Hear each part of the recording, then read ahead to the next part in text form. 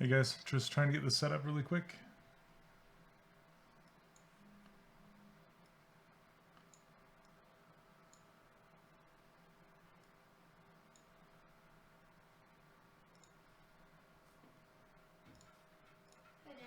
Hi.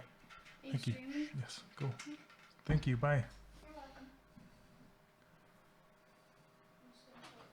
Okay. All right.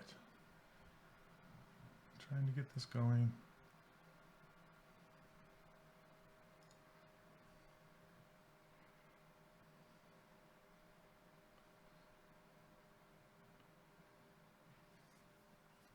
I don't know if my internet is slow or what.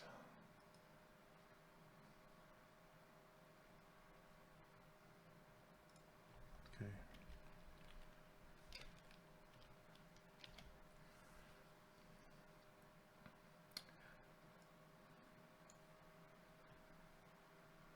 Okay, here we go. There we go. Anybody can see me now? All right. I think we are going now. If you can hear me, please say hello in the channel. All right. Sorry, my Twitch was being weird. All right, today I figured I would make the hair. So, hey, how's it going, everybody? Good to see you guys here.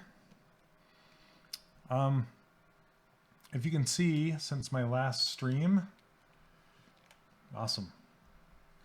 I've made a couple changes on the face. I went offline, made some changes because just the lips and things were being really weird and it was driving me crazy. So I just wanted to take some time and focus and make the changes. What I did was I just, fixed the lips a bit. They're still not perfect, not the way I want, but they're okay for now. They don't bother me as much. So I was going to work on the hair today, and it looks like they are basically either just chunks pulled back into pieces, or it's actually like what do you call it, dreadlocks, somewhat dreadlocks, but not as nappy, I guess. They're more slick and pulled back into those rings. So instead of using an insert hairbrush, I'm just going to use a sphere and then stretch it just like I would block in anything. So that's what this is right here. This kind of weird looking bullet thing is just a sphere that I started to stretch, and I'm like, oh yeah, I should probably stream this. So I stopped. So anyway, let's get into it. It's I'm going to Z-remesh it as I go. Oh, cool. Oh, is it A30 and not? Oh, you're right. I didn't even notice that. Okay, hold on. That's really weird. A30. I've never even seen an A30 keyboard before. Okay, well, I'll have to configure it for next stream. I don't. You have to configure it on a different page, and I don't want to screw it up and mess up your time. So anyway, but thanks for pointing that out. I'll get that taken care of for next time. So, okay. A30. What is that? Who uses A30 keyboards? Is it the UK, or where's that from? So weird. Why would they even have that? Come on. Okay, here we go. You guys hear me okay? There was some people saying that my microphone is pretty low. So I have it a little closer to my mouth here. So hopefully you can hear me better. Okay. Okay, let's get going. Boom, boom. Z-remesh it really low. Like a 1. See how beautifully that remeshes it? Then I'm just going to make it a gray. Oh yeah, you can see the keys. I mean, I'm usually pushing like Control and Alt and Shift. And you can see all those when I push those. And then if you see a hotkey, like if I'm going to select a color, I'll push C. So yeah, you can see it.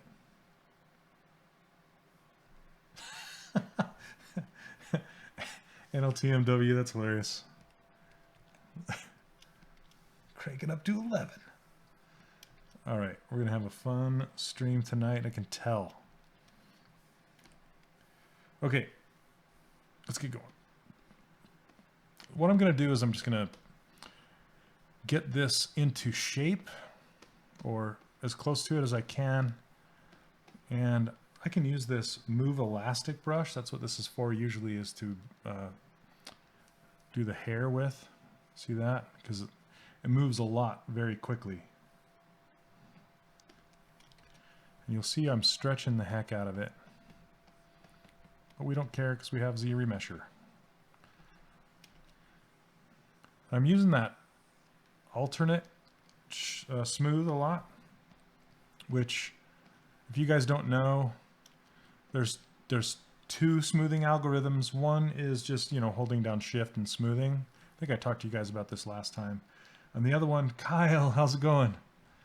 Good to see you, man. So the other one is if you hold down Shift and then you let go. That's what this is doing. So if I'm holding it, it does this. If I let go, it does this. And basically when you let go, it holds the volume, but smooths the polygons out across the surface. Hey, how's it going? Oh man. Yeah, Kyle, I was having some troubles with Twitch when I first started. I think I was over on my own channel or something. I don't know what was going on. Anyway, we're making her a punk rocker to start with. Punk rocker.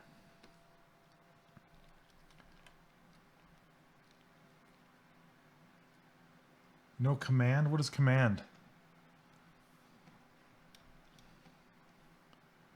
I don't know what that is. I don't watch Twitch I don't watch Twitch enough to know the ins and outs of it yet.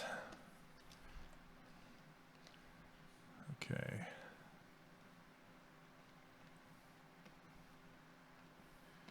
Is that like the... I don't know. At least I can see myself this time. It's like last time it was just frozen, and I couldn't tell if my stream was dying or not. Oh, Ashley, okay. Nice. That's cool. Thomas.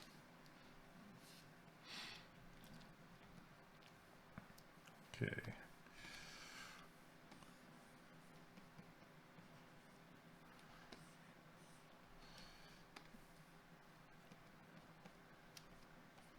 I need to get that Nightbot working on my own stream too. It's pretty cool.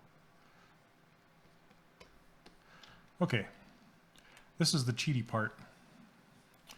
I just did that with symmetry, but now I'm going to go off the rails and duplicate this hair just several times all the way across the head. So I'm going to turn off symmetry. Hey, what's up, Wilbert? How's it going? Then I can just hold Control on this white circle and duplicate it.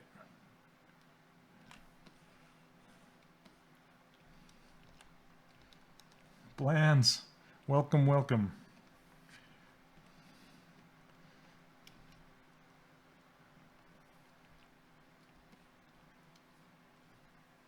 Yeah, is this your first time in here? I don't think I've seen you here before. That's awesome.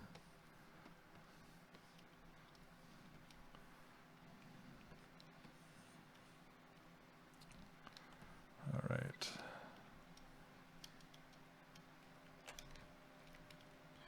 So what I like to do after I've duplicated one off, I will hit Control W, and that will put the masked one in a group, because I want to have all these in different groups.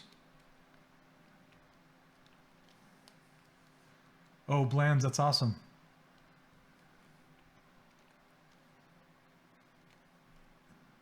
$4 a.m. here. Motorcader, that's crazy. 4 a.m. in the morning.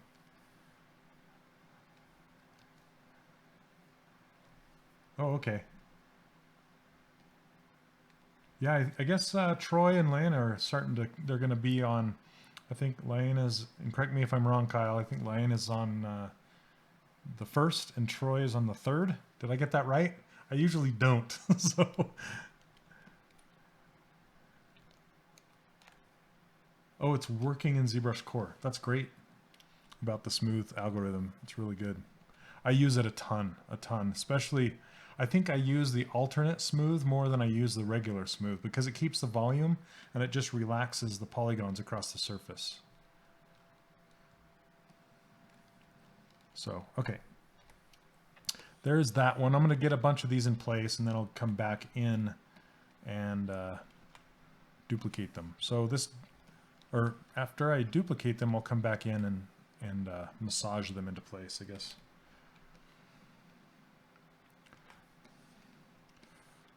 Okay, now you'll notice with this one, see how this one's green and this one's green? They're both in the same poly group. And these two are masked and this one's not, but I want to invert the mask. Hit Control W so it puts it in its own poly group.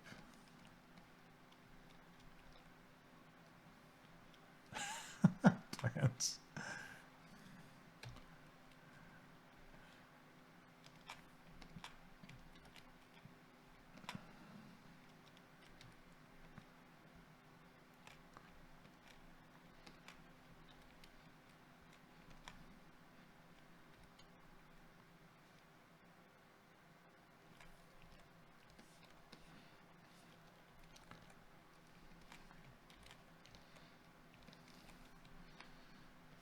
I don't know why I'm going back and forth, but I want to. Okay.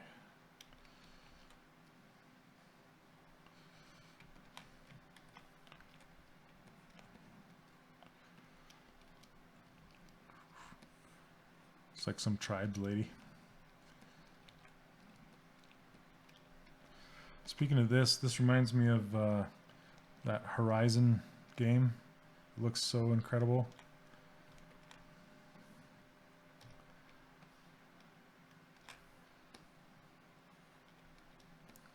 Okay, let's see.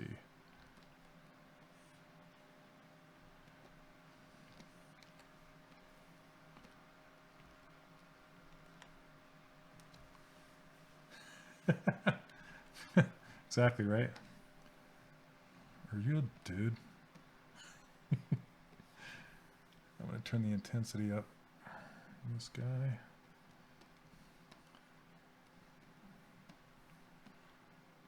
Right, rainbow hair.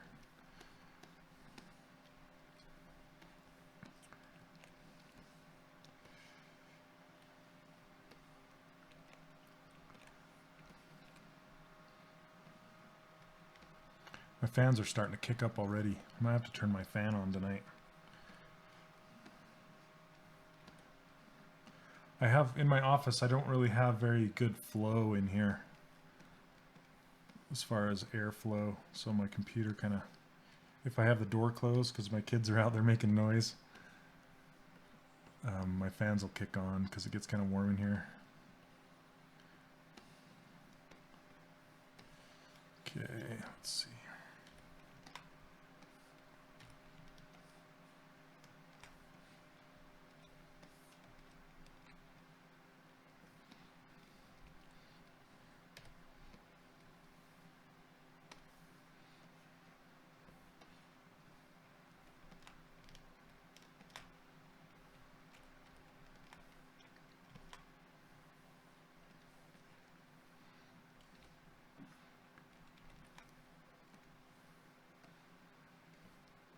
And here I'm using Move Elastic again because you can see it affects all the way back here even though my brush isn't that size.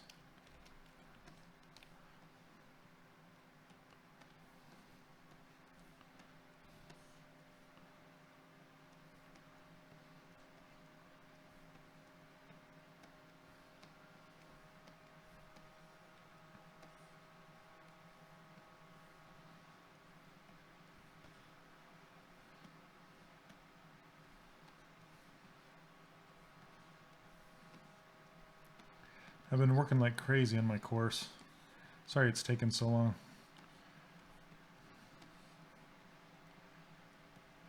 It's probably the biggest undertaking I've ever done. It's crazy.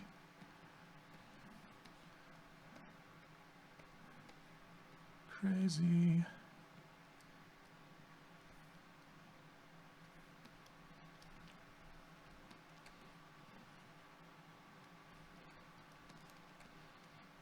All right, let's see.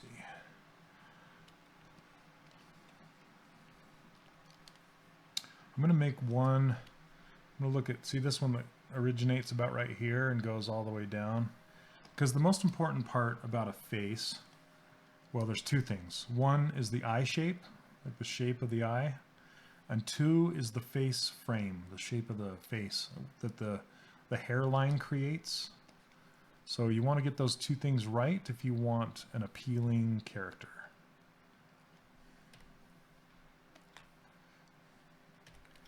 So I'm going to focus on that one for a moment.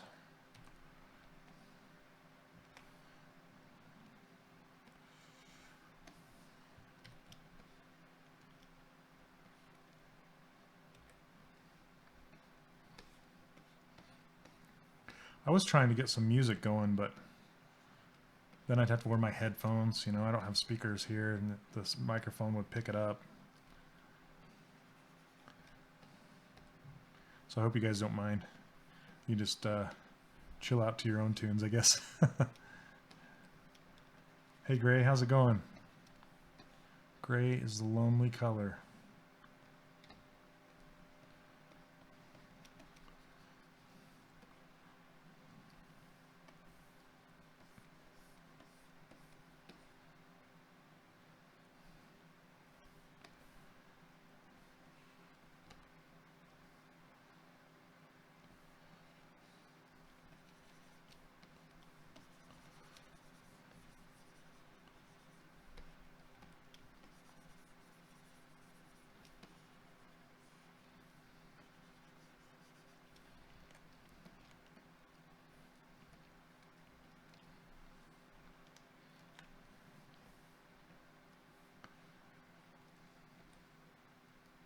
And some of the rookie mistakes that new character modelers make is they don't bring the hair close enough to the ear, and then they don't have the hair close enough to the neck back here to fill all this in. It's one of the difficult things about hair is knowing what to look for. And see this, I guess this piece going down in front of her ear, that's super important as well for appeal.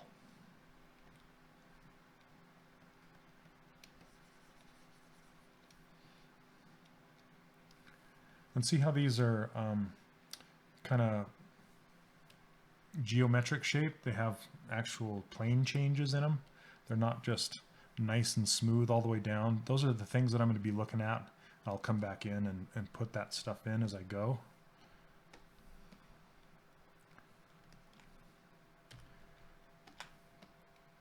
Oh, I forgot to put that in its own polygroup.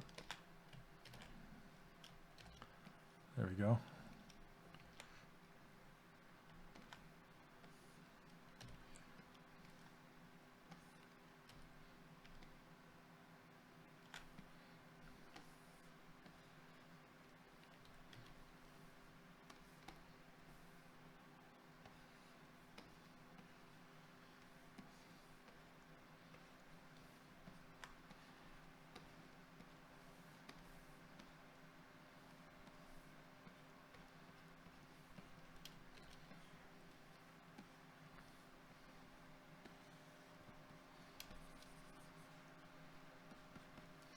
You guys are super quiet tonight.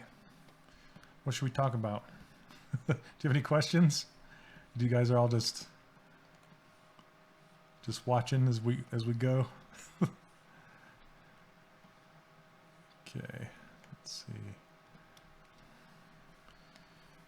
Let's get a piece.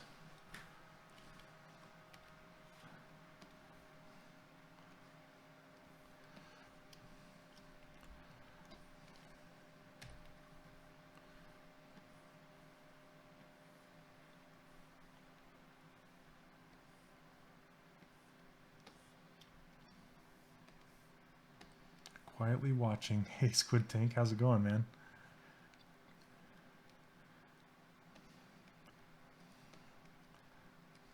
"71 people with nothing to say." No, it's fine. It's fine.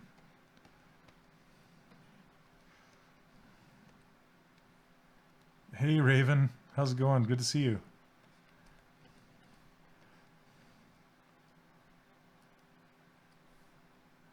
Awesome.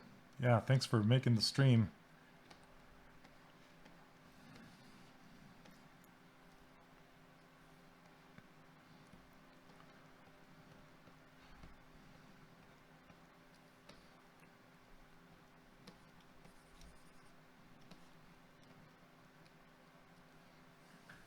Yeah, I thought I saw him earlier on Thomas's stream, but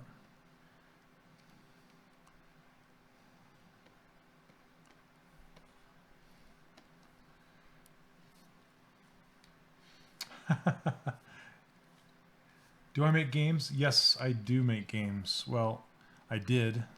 Currently, I guess I still do. I'm doing a freelance contract right now. But I used to work on Disney Infinity a long time ago. Not a long time ago, a couple years ago.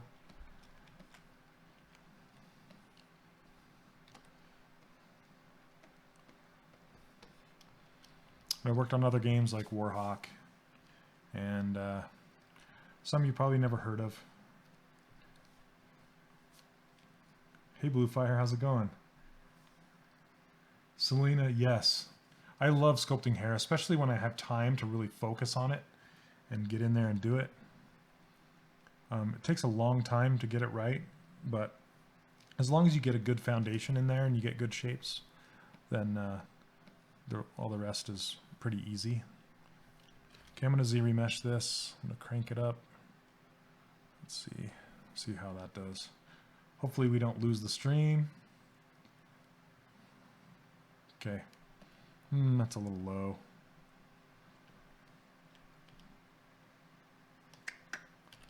All right, let's try a little higher. Get 12.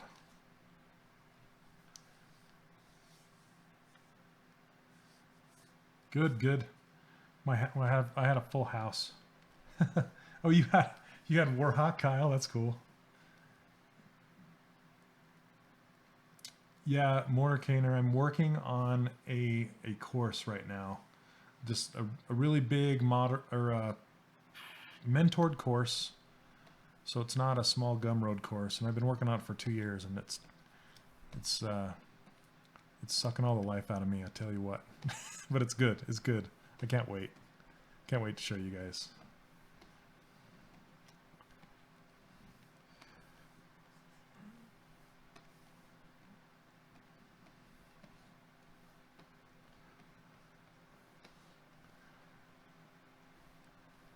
Oh. Let's see. Gonna try to do college for computer science. Nerds are good. Yep. I work with computer science programmer types all the time. They're awesome.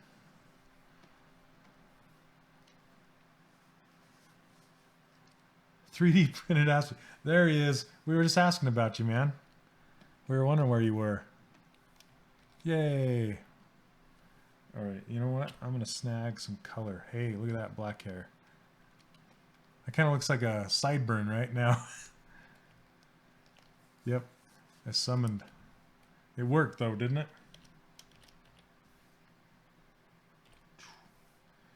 All right, there we go. Colorful. Let me fill it. A wild 3D printed Aspie has appeared. Yeah, it's because this isn't your typical Twitch stream. This is more like a show up and learn kind of a thing. So I'm sure people are just listening to me and occasionally glancing over, as hopefully they're working too. Sculpting along, asking questions. That's what this is all about.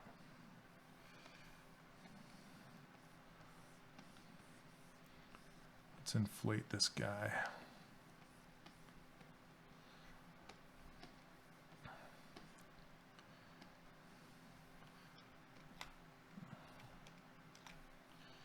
Okay, I'm gonna clip this.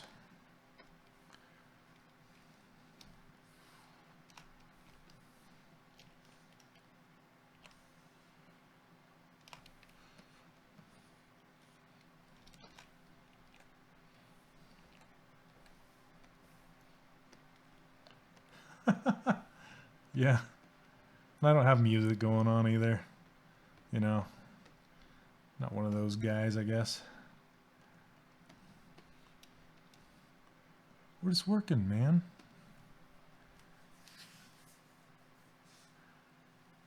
Oh, let's see. Who's Asmer? Asmer? Okay, Blands, let me see what you're saying here. You're learning anatomy, the choice of instructors, Scott Eaton or Ryan Kingsland.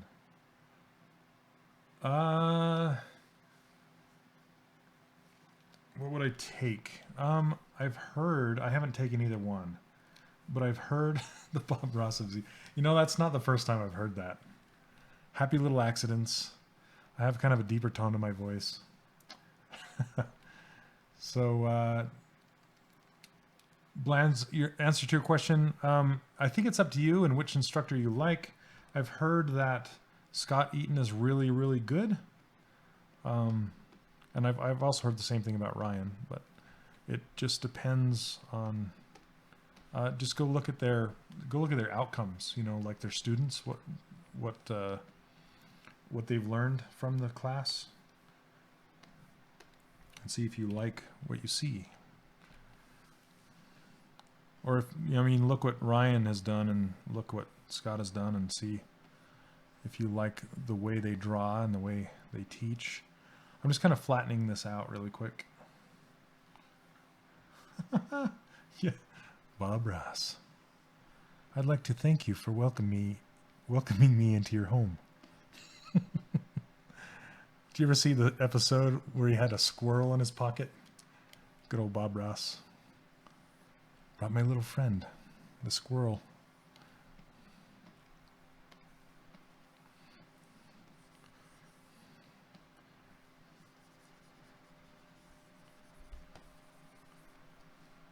Especially if I get close. Hello. Hello. I've done a lot of voices for games too. A lot of grunts and groans and hits.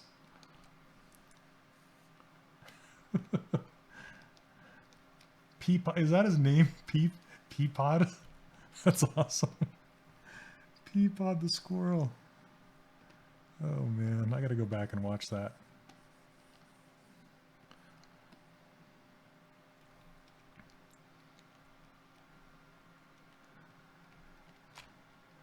Come on. Well, thank you. I'll take that as a compliment. Calming voice.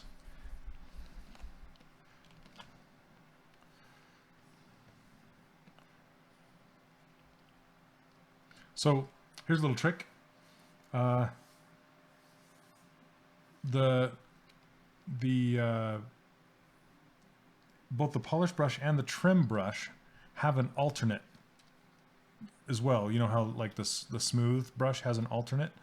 The polish and the trim also have an alternate. Let me undo what I did here. See this? So if I just polish with the regular polish brush, it flattens like this, right? Not bad.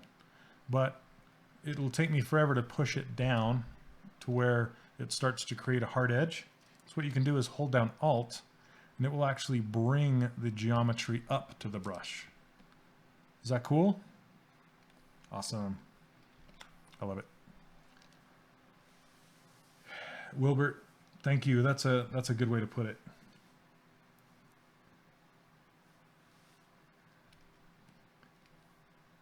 Yeah, that's really cool. I would love to take Scott's class sometime. I've heard nothing but good things.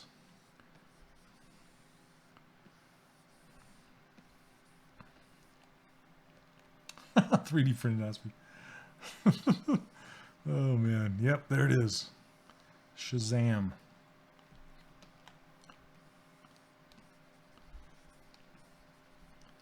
All right.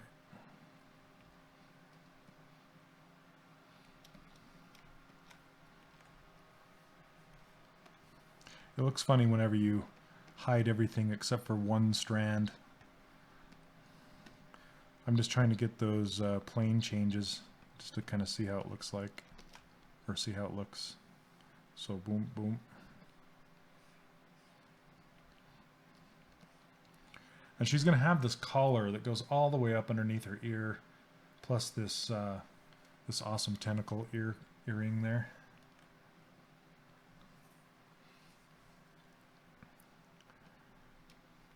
And I want to, there's two parts to this I'm looking at. The crest right here, and then I'm sure there's a crest in the back before it drops.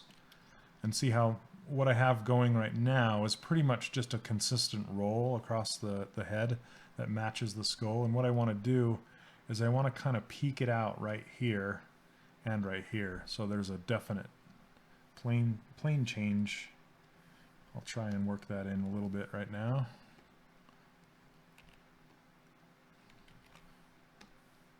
I want to move it all at once. It just adds more interest.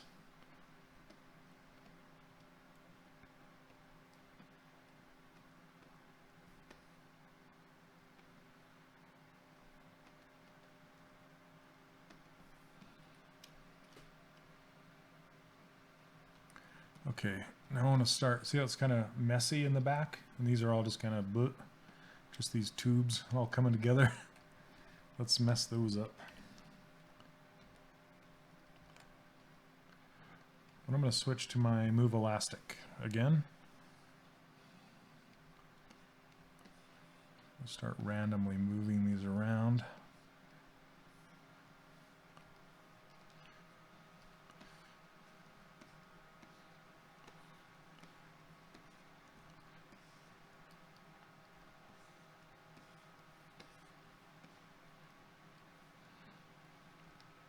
And some of them are quite high, so I'm going to take it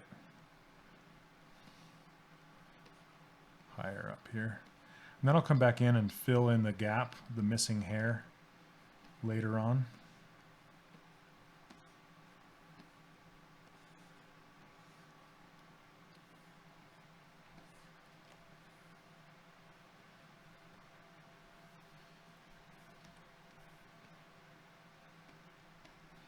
Another move brush that a lot of people don't use very much is the snake hook brush. They don't. So the snake hook brush, let me show you really quick. Let me see.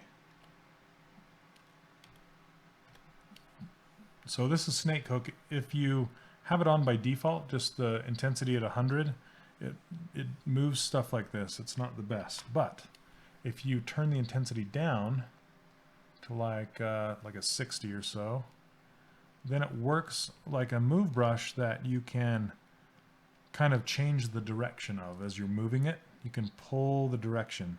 See that? Whereas a regular move brush, it just kind of stays the same direction and skews to the side.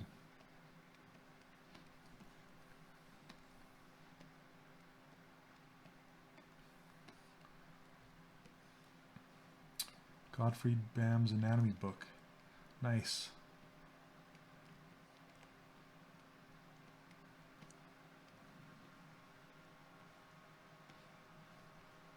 Ryan used to work at Pixelogic a long time ago. Did you ever work with him, Kyle? Or was that before your time? Shazam. Shillelagh. Shazam. Let's see.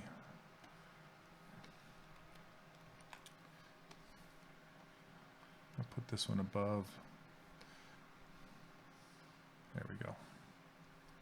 Before your time.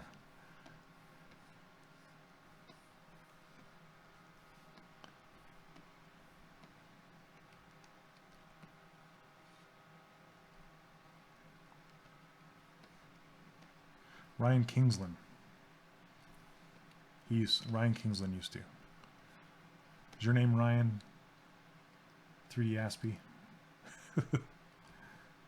Maybe it is. Hey, it's Ashley. How are you? Hey, you guys, it's Ashley. Thanks for making the stream. We're talking about anatomy. And you were mentioned. Kingsley and Ryan Kingsland. Right.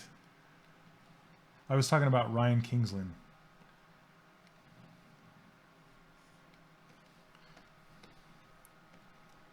Did you stream earlier, Ash? Oh, does that you use the snake hook brush a lot?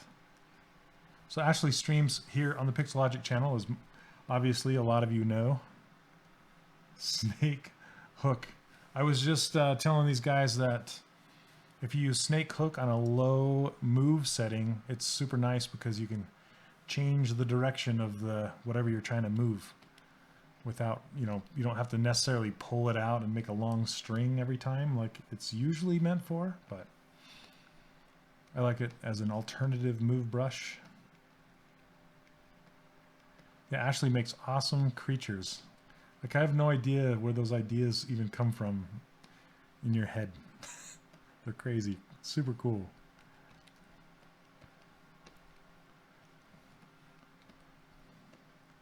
All right. Oh, here you go, Ashley. This is where I left off. I'm just doing the hair today.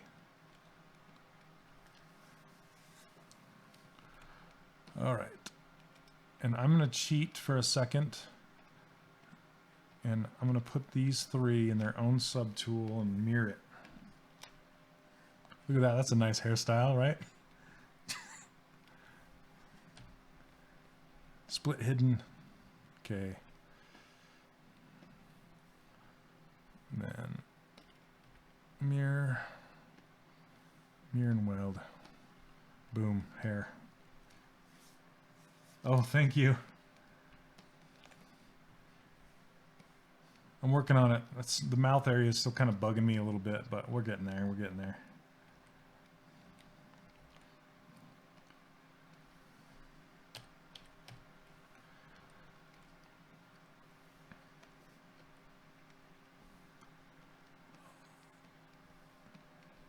Oh yeah, Aspie on the links. Aspie on the links, ladies and gentlemen. Like, boom.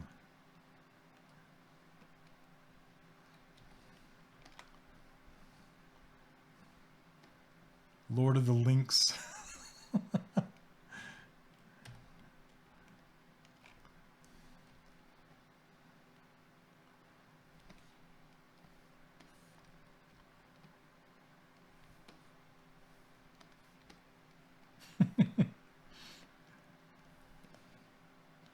My precious.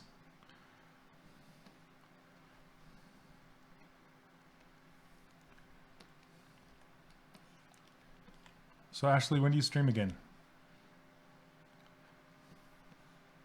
And you notice I don't have music either. I tried to get some going, but then I'd have to wear headphones, and I felt like I'd look dumb with it. Because I have these headphones right here, and I have this microphone on them, so I look like uber nerd, and it's hard to hear. So, not that I need to hear you guys, I can read, but I just have this microphone right here that I use for streaming. But I found the music you were talking about. It's pretty cool.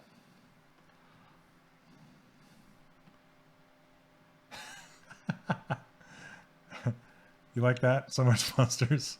Should I get all headphoned out?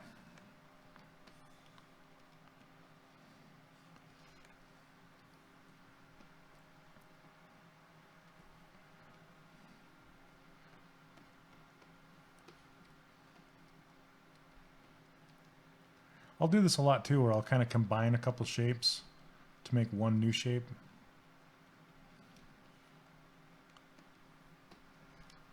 Now we're getting some talking. Here we go. BB Art, welcome. Yay. You can watch the first part back. I just showed you how I laid in these tubes. Hair tubes. HTTPS. Lopar Panda. Yay. Tuesday 8. Oh, okay. Eastern. Wednesday on East. Okay, sweet. I need to start streaming on my channel earlier. I have so many people that want to watch from across the pond, as it were. And I stream too late and everybody's asleep over there.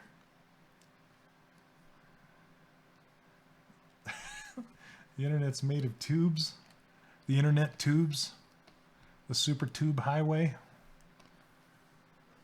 Okay. Alright, what's going on? I did something that's making it think a minute. I better save.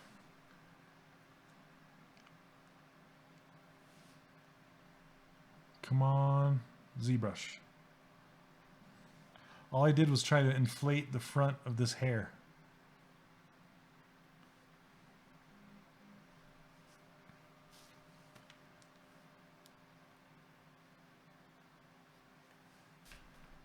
Okay, come on. No. I'm gonna wait. Sorry. Okay, yeah, questions. Who's a good resource other than yourself for stylized characters anatomy? 2D or 3D. So there's, because in 3D there's pretty much the entire team that I worked with at Disney Interactive. I don't know if this is gonna recover. Yep, that's Redbeard is Matt Thorup. He streamed last month, I believe, and the month before that. He's not streaming this month. He has a bunch of tutorials and stuff online. And then Stylized Anatomy, though.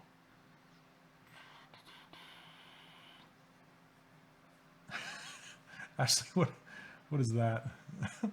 Eyeball. And then, yeah, I'm drawing a blank right now. There's a ton that I follow. I have a Pinterest page. If you go look up Shane Olson Art on Pinterest, I have a Pinterest board that is all just sculptors that I like, and then another Pinterest board that is inspirational characters, and they're all 2D artists, and I have an anatomy board. All right. I don't know how far. Come on. I don't know why this thing crashed.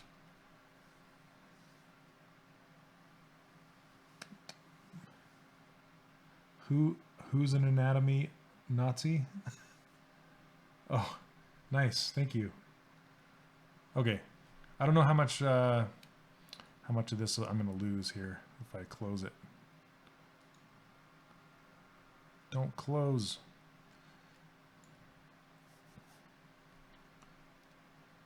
All right, I'm going to close it and come back. I might have to rewind a little bit.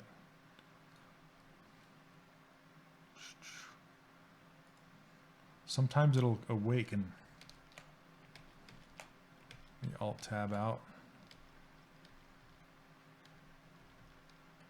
Come on, ZBrush.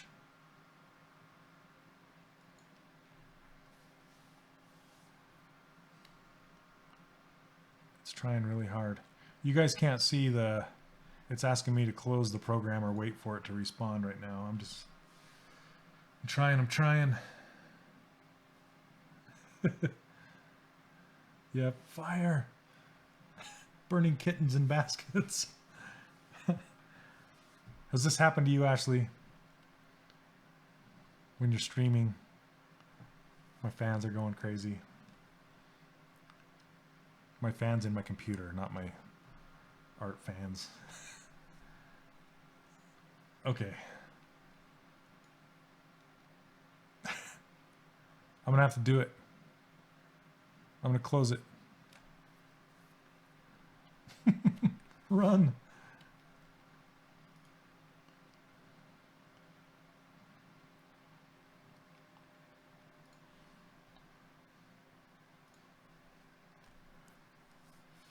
Yep, ZBrush. All right, hold on a second. I get to see my black. Wait for it.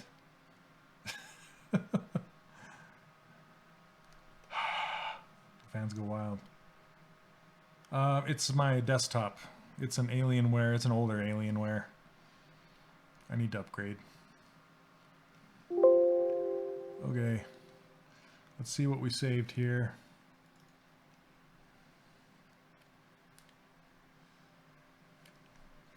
Nice background. Do you see my background? Hey, look at that. Not too bad. Back in business.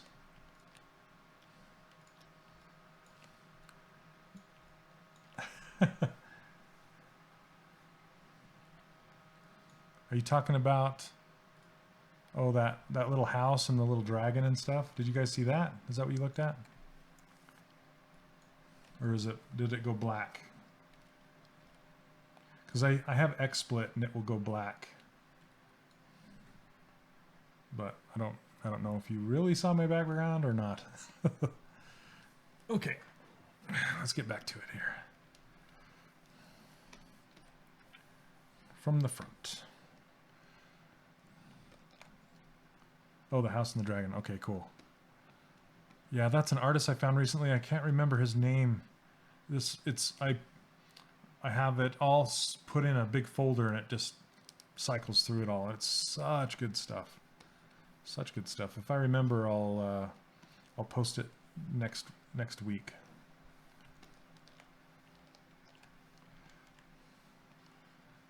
If I remember who the artist is. And they're all colorful like that. Super awesome. They're all like witches and dragons and super fun characters. Okay, I'm going to combine these two subtools. Make sure they're not subdivided. Merge. Then I need to get my reference again.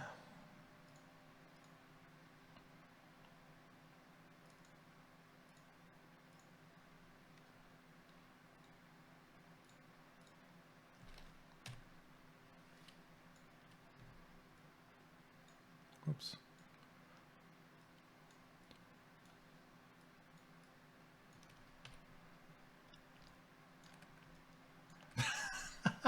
You guys. You're not supposed to see that. That's my other reference folder. My anatomy folder. All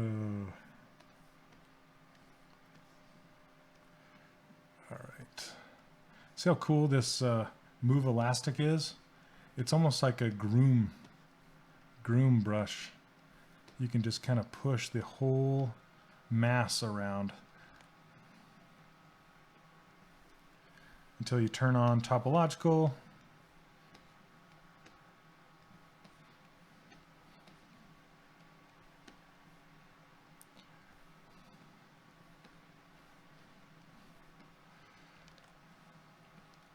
Jose de Silva, yes. Yep.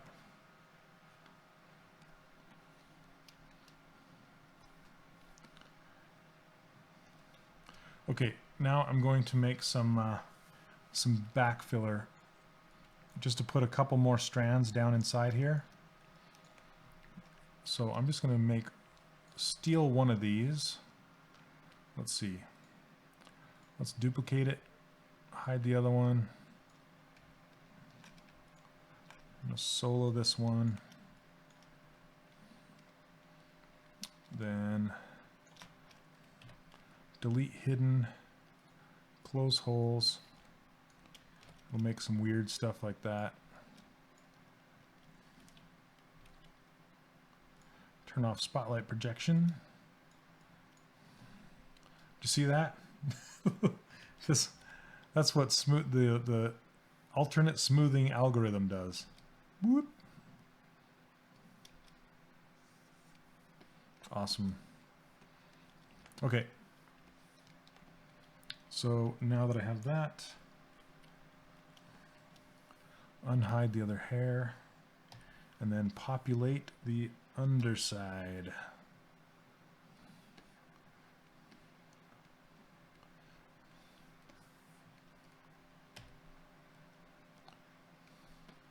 See how big of a difference that makes when you start filling in the underneath under there?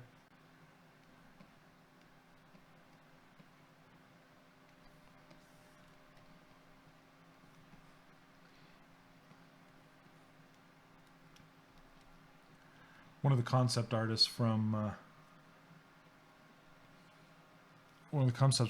Disney Interactive, his name is Sebastian Gallego.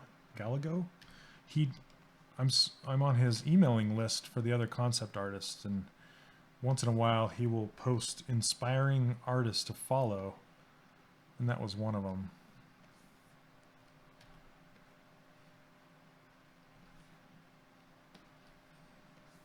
True indeed. Let's see.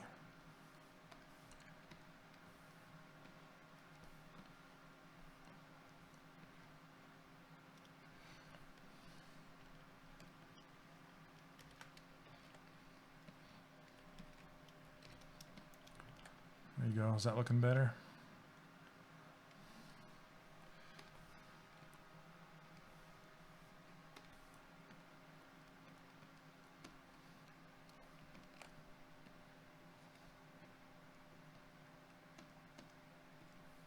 Then it'll get that collar, like I said, this collar going up and around the back there. But I wanted to get it so the hair is kind of tight around the neck.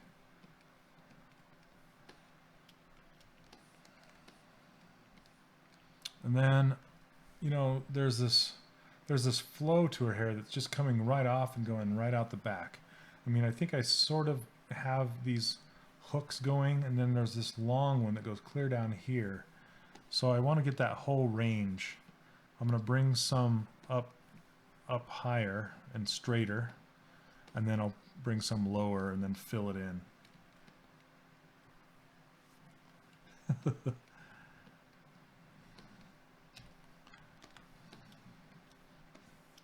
Let's duplicate this to the other side. Actually, I'm just going to mirror it. Why not? Why not? There we go. Instant.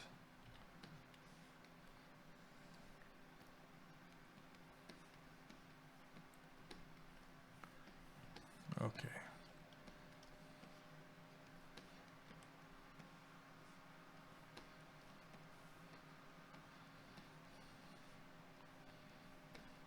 So I'm going to take a couple kind of straight off there. This one has a whoop-de-doo in it I got to take care of here. Sometimes I feel like I'm mumbling to myself, sorry.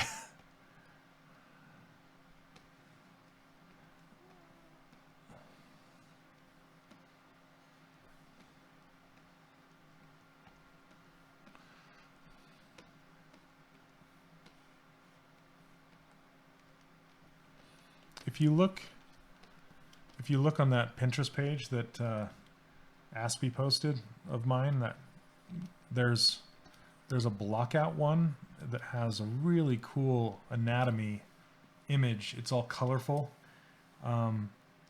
and I'm gonna model that someday, I promise, because it's super inspiring. And the reason it's inspiring is not because it is like perfectly correct, but because it's pretty much the exact same thing. Like, it's more of a roadmap than for accuracy. So it's the things that I think about when I'm making anatomy, because I'm not like Ryan Kingsland where I know every single muscle and tendon and bone and everything everywhere. I mean, there is good reason to know all of that stuff, but I don't know. I'll be honest, I just haven't learned that stuff. So what I look for is what's on the surface and what affects the surface and what changes the silhouette, what changes the form, what changes the rhythm, and why I need to, you know, what things should I care about when sculpting a character. And that image is super cool. And the person who made that they were basically saying the exact same thing. They're like, this isn't accurate. This is just a roadmap. So maybe I can find it for you guys really quick.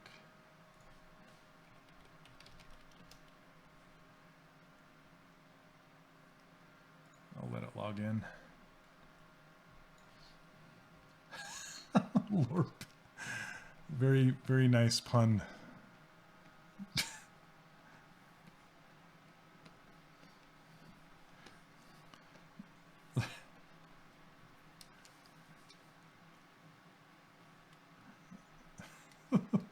Plans. Okay, let's see.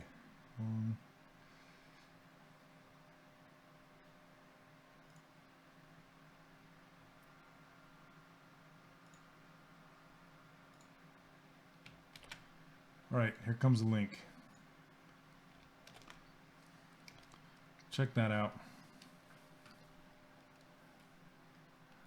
A dad joke in someone else's stream. Oh.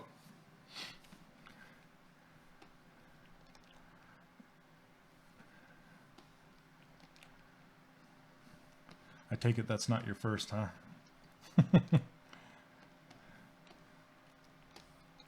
Okay. Let's start working on this hairline. Because it looks like a picket fence. We need to have some variety. What's that? Yeah, so as soon as I release my course, not as soon as, but when I release my course, I really, really want to model that anatomy model. I've got to do it. Okay, let's see.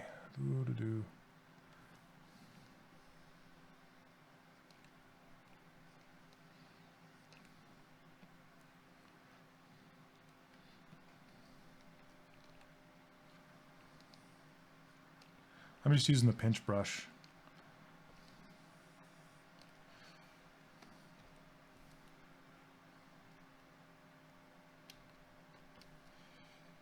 And here's a trick.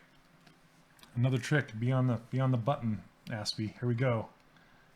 So another trick you can do with the polish brush or the trim dynamic brush is if you have multiple objects in the same subtool, like so. See all these objects I have in here? That's pretty rainbow. I'm all distracted by the rainbow. If you have multiple objects in the same subtool, you can polish them together and get rid of their seams. So a lot of people they'll take hair to Dynamesh right away. And what happens if you take hair to Dynamesh is you lose the ability to then edit it easily, if that makes sense. So see how these are two pieces, and I'm going to start making them combine together so they look like one piece. It's kind of hard on the tip here, but I'm pulling this into the head. Okay, and now see those kind of lumps there? I'm going to polish those right away. Boom. Just like magic. Topology auto masking feature that you aren't. Yes, Artie. Okay, so not with this polish brush, but with the move brush I am. So if I have move on, see this topological button? If you're familiar with the topological move, like it's called move topological. So if you go B, M, and you go to all the move brushes, there's move elastic, move topological right here. So a lot of people will use that, but all that is, it's a move brush with the topological masking turned on. So I thought, hey, I saw this in the menu, and I'm like, I wonder if that would work with other brushes, and lo and behold, it does. So I brought it out here, and where you can find it is under brush, masking, auto masking, and topological right there. So you can put that on your user interface and you can turn that on for any brush you want now, not just move, including the smooth brush. So you can hold down smooth, turn on topological, and then it will just smooth on one object. Pretty dang sweet. So there you go. There's another one. Thanks for the question, by the way. Sorry, I'm just adjusting these eyelashes now that I'm right here. I have total ADHD, so I will like see things, and my wife calls it squirrel, like on the movie Up, squirrel. So I have that bad. So I'll see things, and it'll be like, I gotta fix it. Okay, I'm saving in case we crash again. There we go. So does that answer your question, Artie Ben?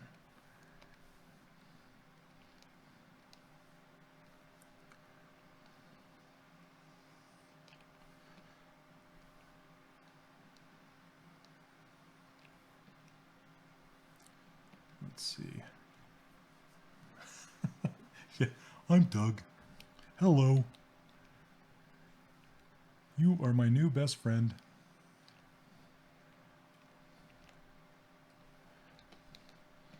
So this is how we get the different levels.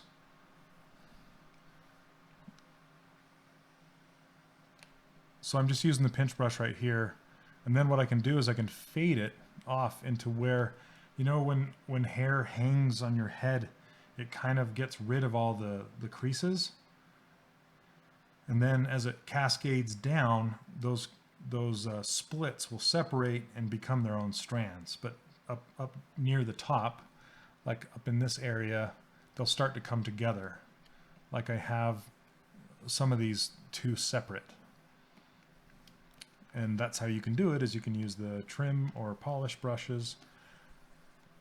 Excuse me, you can go right over the surface and just polish them together and use the alternate.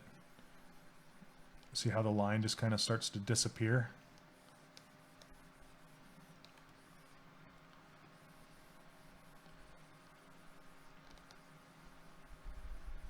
Tricky, tricky. But that's not what I want. I don't want that. But because a lot of people think, well, I need to go to Dynamesh if I want to smooth these creases out, right? But you don't. You don't. Let's see. I'm going to try and hide one of these. It looks really funny for a minute. Okay, regarding clothing sculpting, currently sculpting a Yoda. Oh, awesome. But kind of stuck at the Jedi cape, wondering if I'm trying to avoid the Marvelous route. Yeah, the Marvelous. I haven't really used Marvelous Designer. I've used it in a couple of my projects, but I've paid somebody to do it for me because I don't want to quite learn it yet. So I haven't taken that route, but I've done plenty of clothes. Oh yeah, cloth brush pack, nice. Michael Dunham. He makes good brushes, but I won't say anything. I will not say anything. Okay. But as far as the cape goes, what I usually do for clothing and capes is I will make a single-sided polygon cape, right? And then I will add thickness using panel loops, and then I'll use my cloth brush right here. See this cloth brush?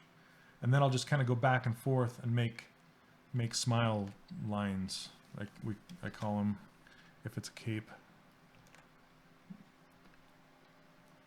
I can show you in a little bit here, but see what I'm doing here is I'm hiding everything but this one, and it's kind of hard to see because when you hide something, the dynamic subdivision goes away. Oh, great, Ash.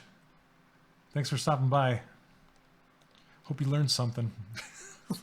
Like I could teach you anything. Anyway, you guys go check out Ashley's stream next time she's on. Super good. She's like the free flow queen. Flow of ideas.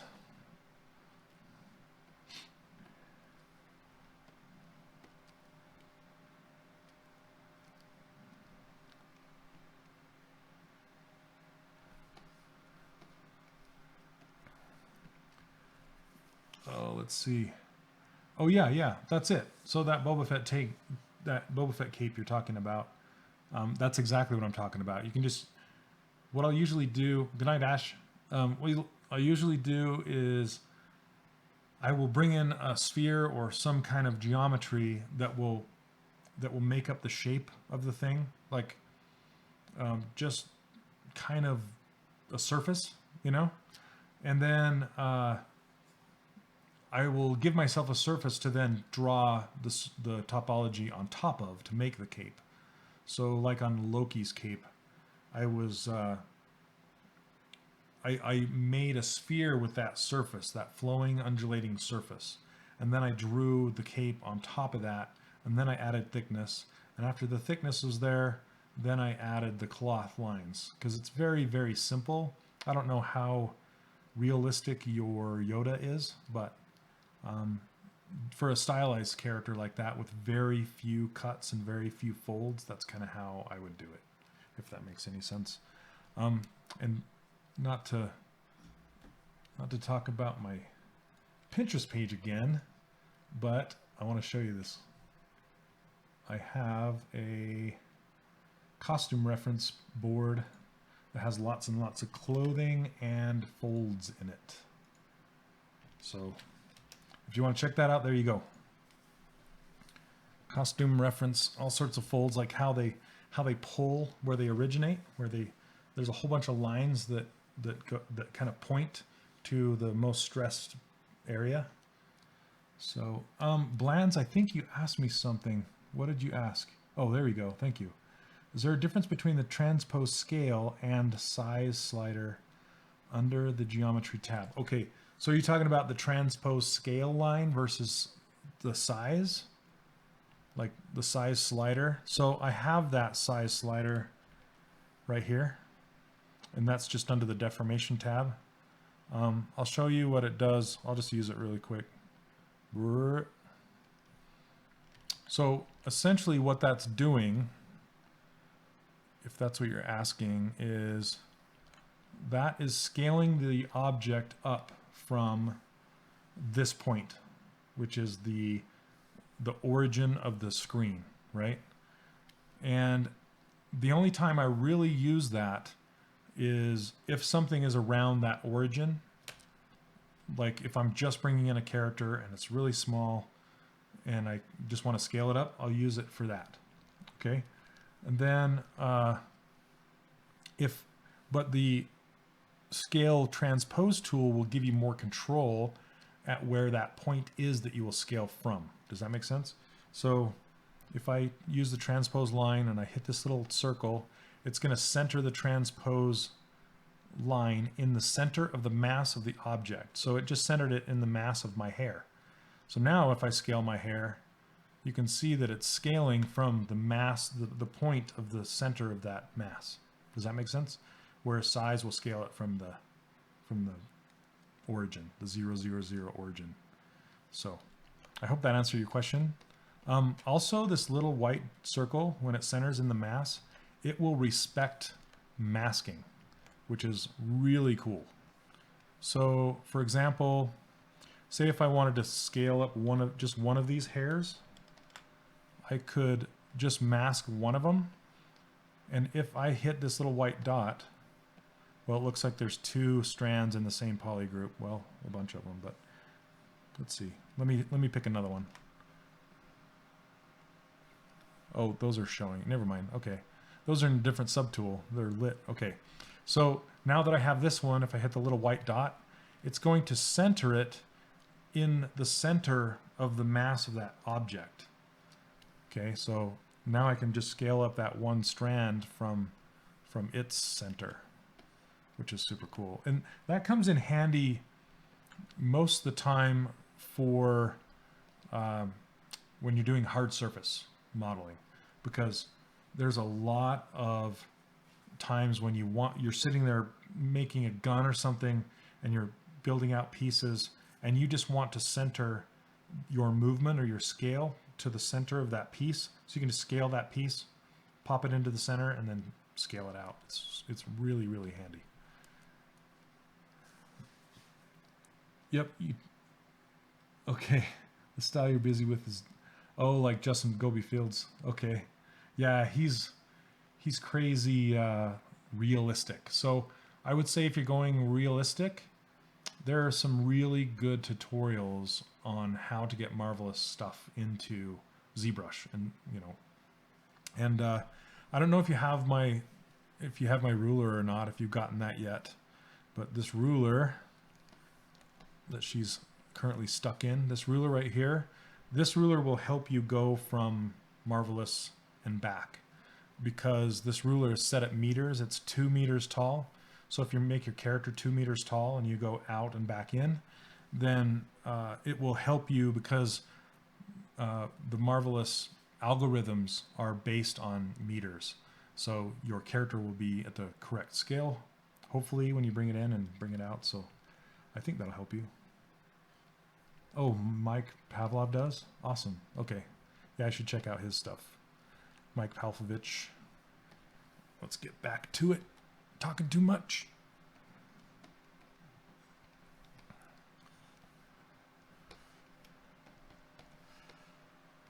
Okay. I need to go back to the hairline. I did one. Need to keep going. Let's keep going. Okay. Keep those questions coming, though. Thank you very much.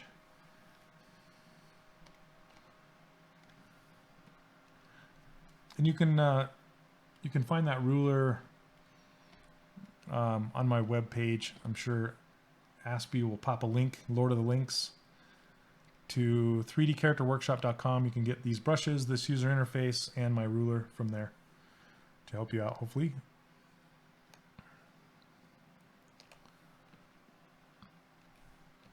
All right. So another thing I want to do is do some smaller ones, because these are kind of all the same size, and you can see there's a couple smaller ones in here and a bigger one. So I'm going to see what I can do about duping off a smaller one.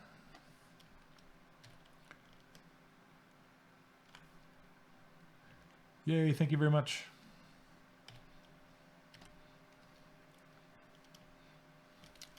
And then I'm going to smooth that down smaller, because variety is king when it comes to hair. And I'm horrible at it. I'm horrible. Because I tend to want to make everything all nice and perfect and linear, because I'm a human. We just tend to want to make things straight.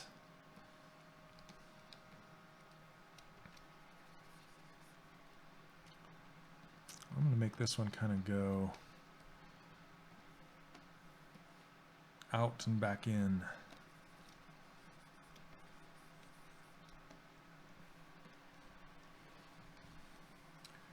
Yep, variety, variety. Chaos. We need chaos.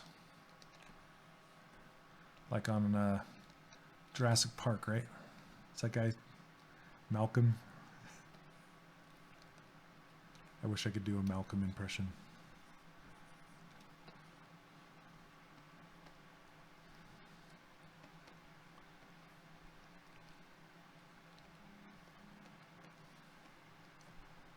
Let's see this.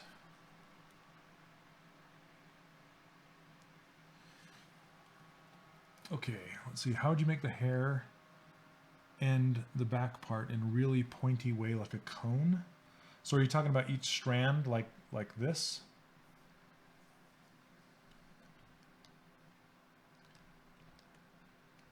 Oh, already been. Thank you so much. Yeah, Jeff Goldblum. That's the name of the actor, right? Jeff Goldblum. He's in the new Thor movie. He's like head of the arena, the Coliseum guy. Can't wait for that movie. Already been that my new interface, this one right here, the frog has my old interface from a couple years ago, so you might want to go grab my latest one if you want. It's a lot better, but I'm glad you like it. Thank you. I made it too small.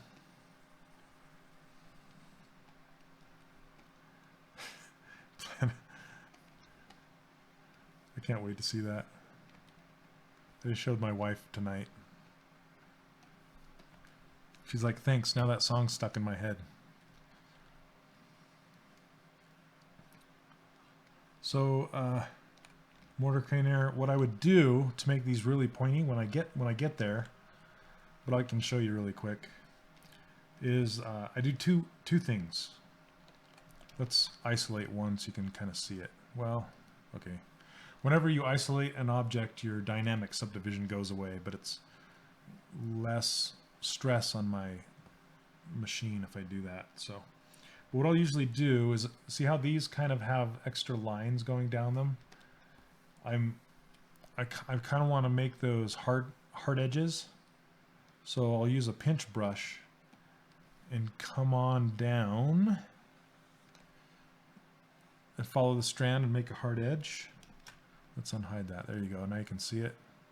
See that? And then I'll come around on this side and do the same thing. This is what I'll eventually do to all of them,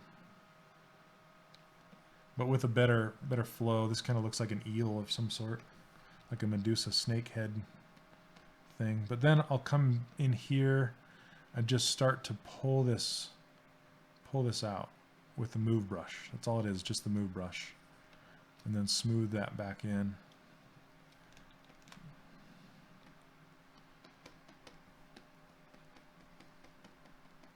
And I'll rework this flow. But see, it's kind of difficult because if you use a smaller move brush on this stuff, turn the Z intensity down on my smooth, it tends to shrink the volume. So you just want to be very careful as you go along there.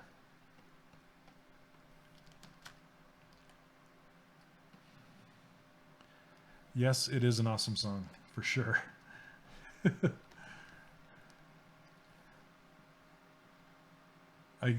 My son is like, why didn't they use this song before now? It fits this world so well.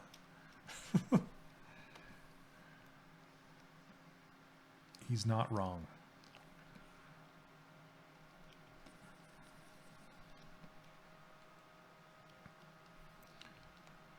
Okay, now I kind of want to see how it's kind of kinky. It changes direction, like chink, chink, chink. I love how Johannes does that in these designs. So what I'll basically do is, come on, there we go, is just mask off an area, invert the mask, and then rotate it to make that change of direction. And it'll be easier to do that once it's higher resolution. See, it's still pretty curved, but whoop. Then I'll do it again to the end. Yeah, this is too low resolution to really do it. But something like that.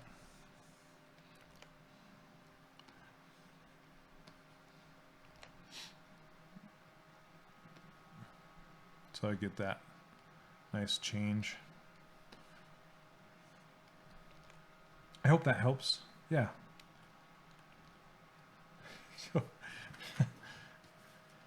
Yeah, it's awesome. That trailer's great. I could truly say it's one of the better trailers I've ever seen. No spoilers.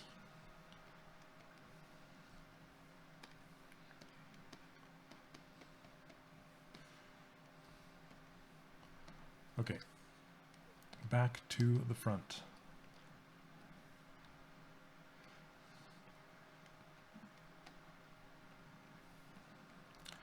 Sorry, it seems like I'm probably just going to be working on this hair all night, huh? Hair takes a long time to do, for sure.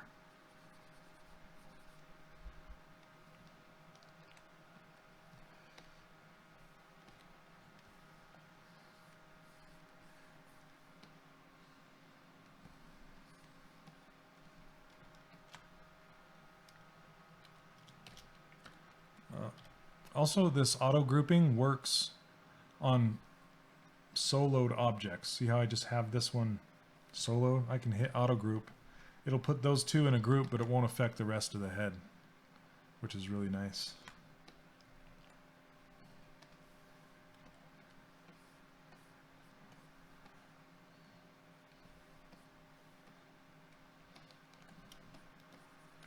Just trying to get that taper.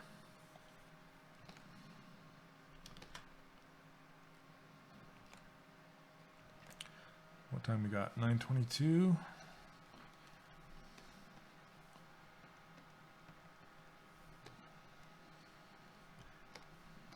Sorry I'm taking up your Sunday nights, Kyle, but thank you very much for being here.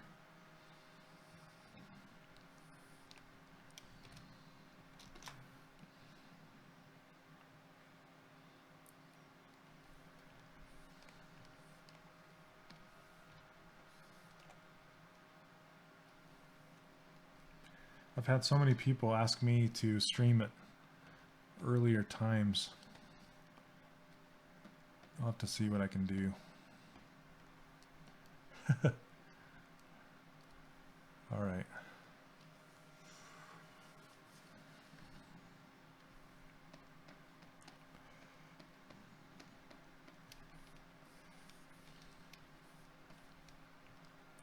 Hanging out. Do you ever watch anything else, like CSI or something?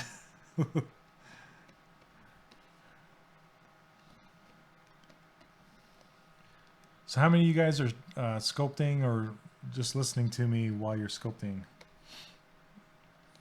I'm always curious if anybody else is doing other things while they're listening.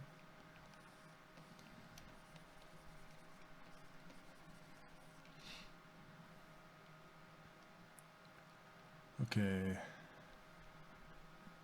I think I'm going to push these together. I'm going to try and push them together. Sculpt. Yay. Cool.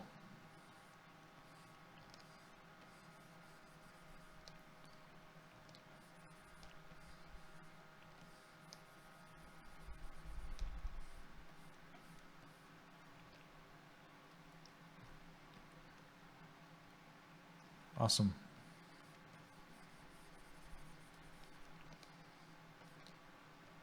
Making a dwarf. Nice. Like a D&D dwarf?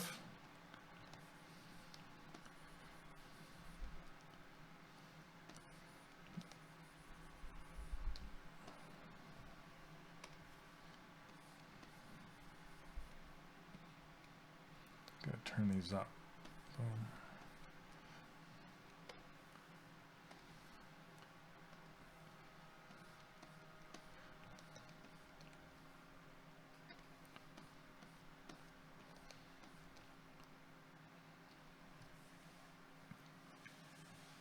$5 a.m. Oh my goodness. 5 in the morning. Where are you from? You don't have to say. I'm just curious. Where is it 5 a.m. in the world?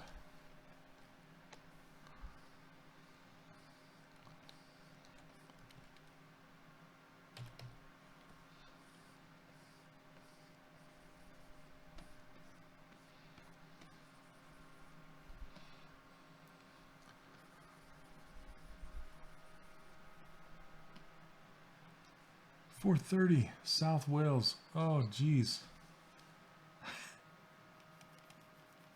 So have you been up all night, Aspie? Jeez. Netherlands. Oh, awesome. Japan. Welcome, welcome. I wish I was sculpting along. I was working with a project in Substance. Yeah.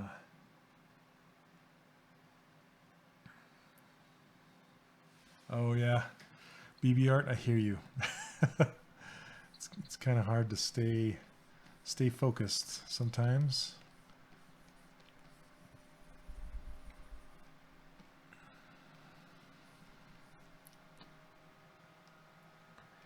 All right, this is looking better.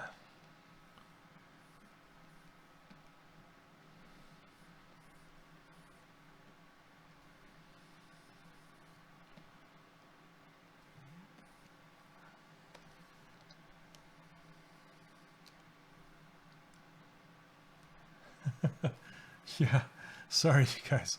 So what would be a better time? Mornings?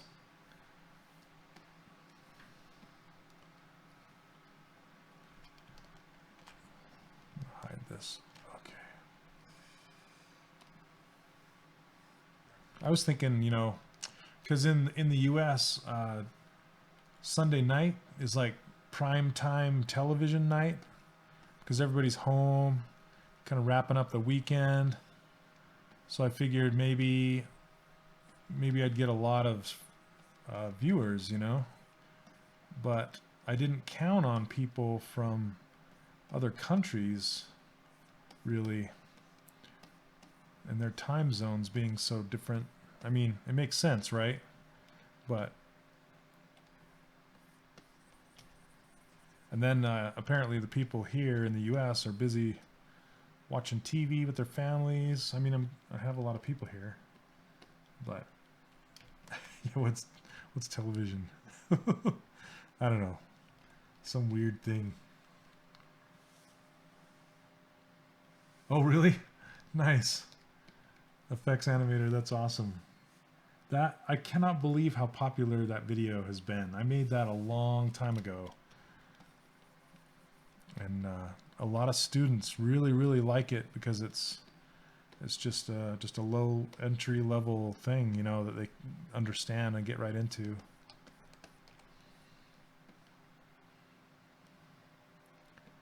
All right, this is getting a little too linear. I need to mix it up. Oh, you will? Oh, that's awesome. A chibi character. Way to go, you guys. That's awesome. Variety. Okay.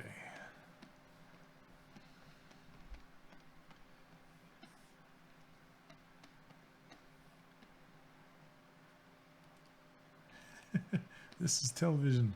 This is what's on. HBO special. All right. Let's get some more thicks and thins going through here. And we can cross them over.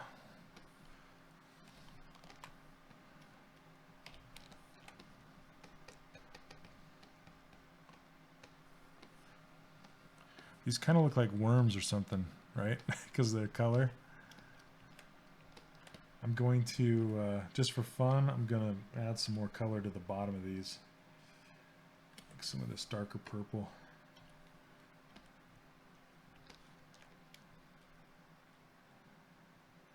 NASCAR, you know, it's funny, my kids totally prefer YouTube over anything on the TV.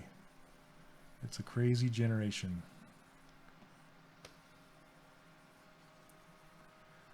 And all the YouTubers are celebrities to them. Because it's real. It's not scripted.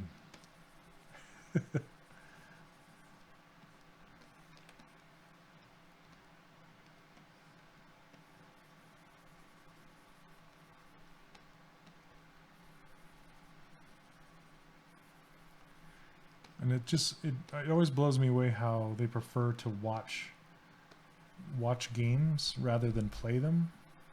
I never understood that. They always tell me, of course they're watching it so they know what to do and get better at it. And plus a lot of them, you know, the YouTubers are entertaining. But a lot of them are also screaming. Screaming! Today we'll be sculpting in ZBrush. I couldn't do it. I couldn't do it. I have too mellow of a Bob Ross voice, I guess.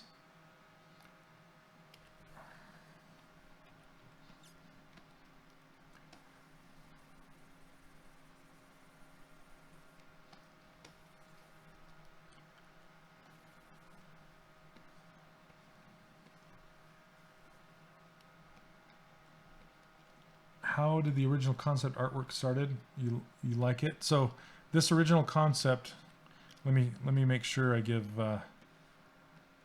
Johannes his due diligence, because I've cut his name off here. Hold on a second. Quick squirrel moment. I gotta fix this. A little too square. Okay.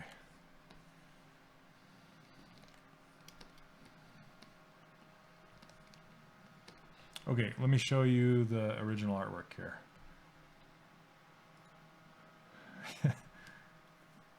Let's see.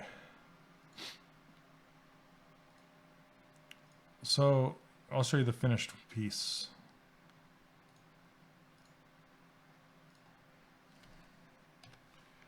There you go. Yeah, this is done by Johannes Helgeson. Really, he's one of my favorite artists of all time. This is not mine. And this is what I'm attempting to model here. I want to make her lips darker. Yeah, it's really nice stuff. Let's pull this back out.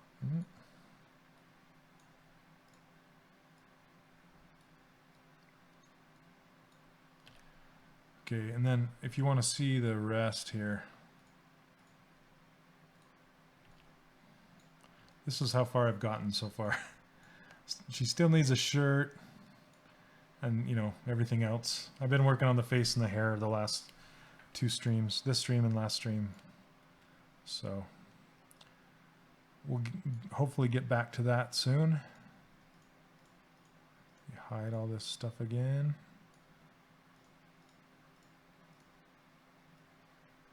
Pants, boots. Okay. Yeah, I really like the colors. Oh, thank you.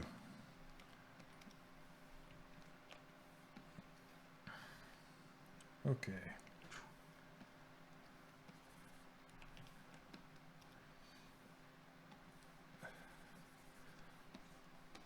Yeah, I try and match the colors the most I can, you know, the best I can.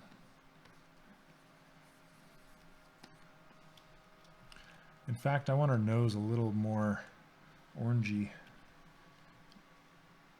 like this. There we go.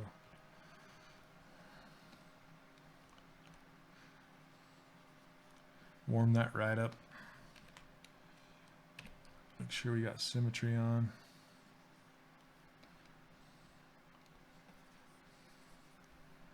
Her ears.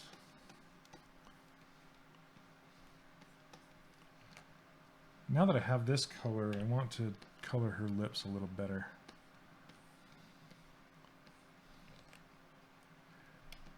How's the character mentor program coming along? It's coming along. I'm just tying up the very last few lessons and last few. I'm doing like a free training kind of onboarding thing, so you understand how I teach and I show you some stuff, you know, before you make a commitment, I guess is the way to put it. It's kind of like a webinar-ish sort of thing. So I'm working on that.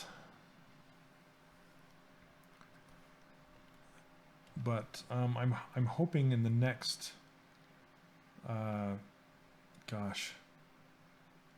the next week at least.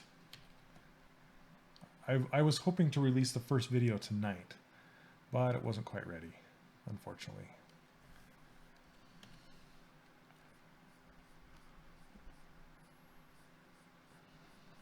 So do I do the retopology? Yes, I do. I do.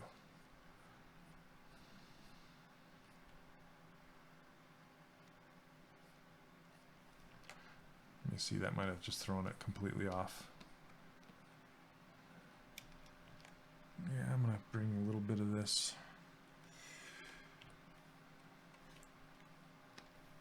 Color in over the top. Well, I can since this is a ZBrush channel, I can say, I'll just tell you it's not ZBrush, but I'm gonna clear away from that that question. I retopologized using something else, and it's not Maya. Okay.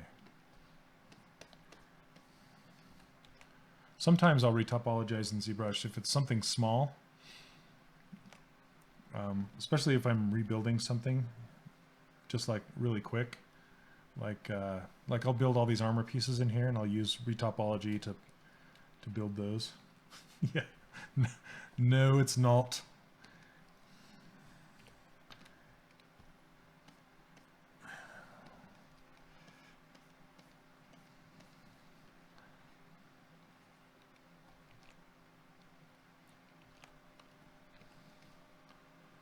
All right. Yes, I'm working on a mentoring program for character modeling. Yes. I don't use Selena. I don't use that. Nope. I do not. I used to a long time ago, but not for retopology. I used to use it for map baking, because it does really good map baking.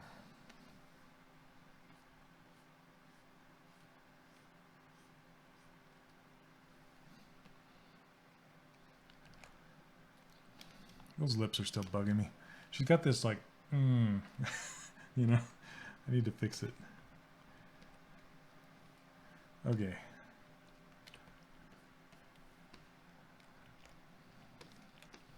Okay.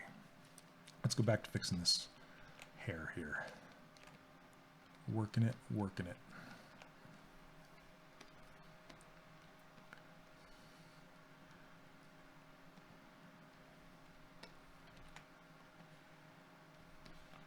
I want to combine all these together into kind of one piece.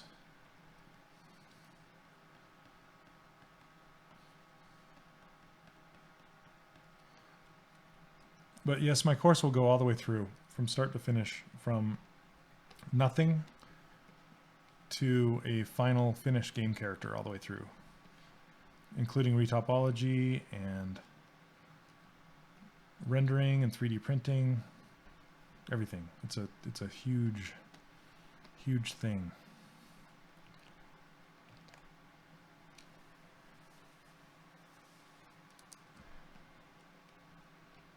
Yeah, they haven't updated that program for a while, Selena.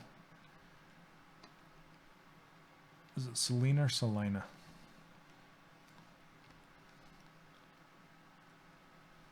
Selena?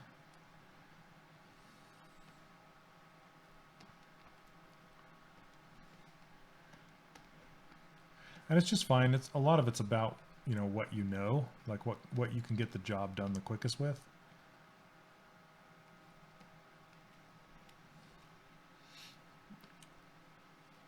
I'm also going to combine these two together.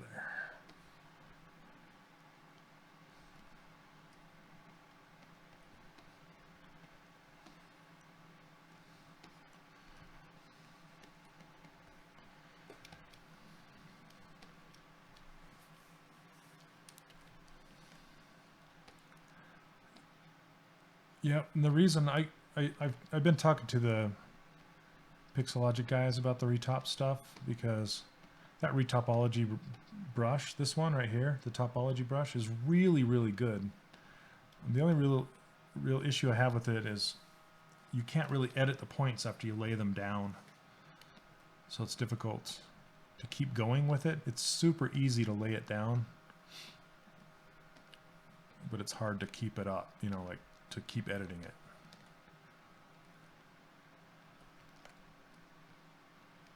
Okay. Selena. Oh, okay, cool.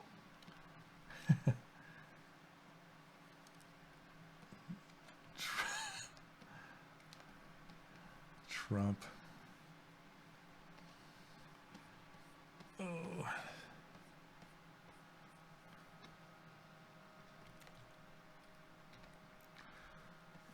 So here's something for you guys to think about, and I don't know if you're aware of it, but I was just talking to, I can't remember who I was talking to the other day, or maybe it was on the stream, I can't remember, but these brushes, the brush icon is, it looks like a flat circle, right, on the surface, kind of follows the surface as I roll along here. But in actuality, what it really is a sphere. So it will affect both the back side and the front side, and anything that is contained within the sphere that that flat disc is representing. So you have to be careful when you have too large of a brush, especially on brushes like this polish brush, because you might not even know it, but it could be collapsing the geometry in the back. So you have to be careful that you don't do that.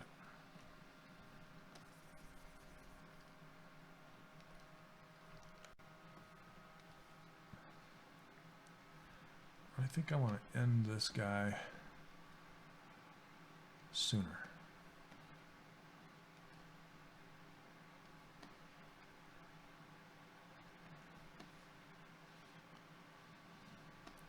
And I'm going to put a, see this gold, this band right here, this gold band? I'm going to put that around this one, but it's pretty flat right now. I might have to make it round again. Yes, you can turn on the back face mask, but the problem with back face masking, which it's right here on my interface, right here, and I use it all the time, but sometimes it will make the CPU have issues, like it's a little prone to crashing sometimes, and sometimes it won't give you the results you're looking for. So it's almost better to use, well, it depends. It really depends on the brush.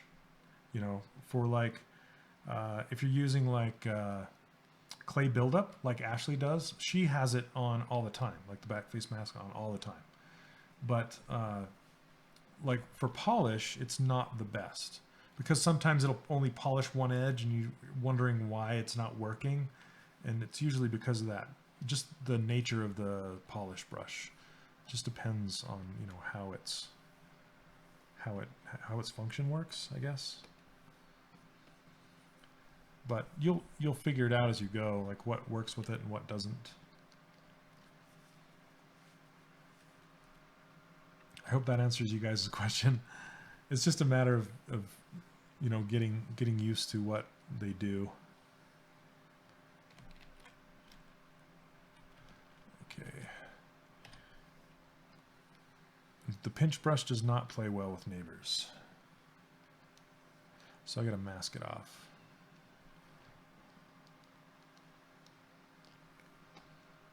But I'm trying to get a taper, a good taper.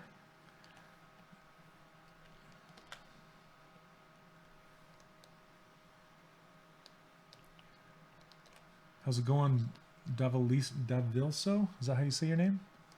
Welcome to the stream.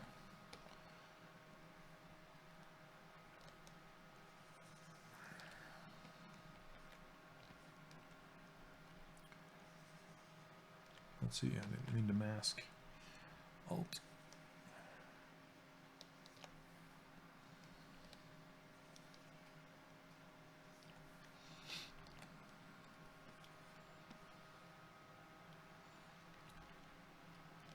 Yeah, I want to actually. I really, yeah, I'm gonna try and sculpt everything on here. I don't know if I'll be able to finish it, you know, doing these streams, but we'll see how far we get.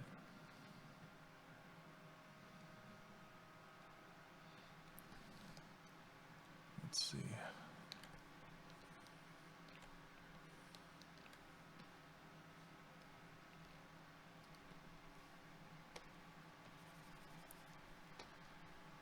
Polish this out.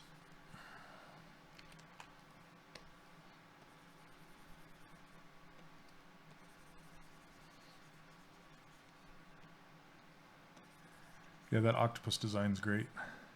I love everything that's in here, all the design stuff. I don't know if you guys really looked at it closely or not, but there's so much stuff going on that has to do with the theme. You know, it has all these kind of tentacles everywhere, and it's like, if you look back through some of his other exploratory drawings where he came up with this, there's like a squid caught back in this little jar, or an octopus back in here. But there's some on here, and there's on the shoulder plate, and on this hip guard, even in the tattoos. It's just everywhere. Very cool. So Fable, I like it, but I've never played it. I don't know why I haven't you know, I haven't ignored it on purpose. I just haven't had the chance to play it. But it sounds pretty cool. Whoops. Just want to mask that one.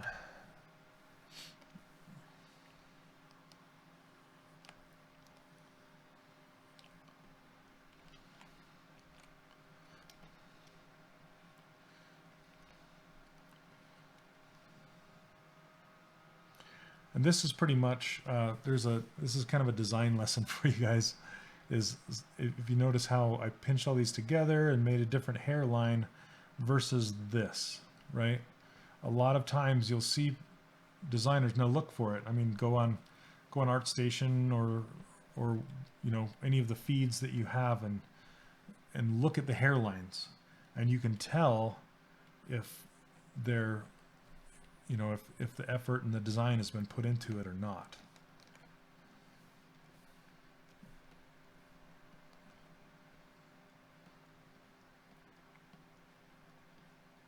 And that's one really easy way you can get appeal, is focus on that hairline.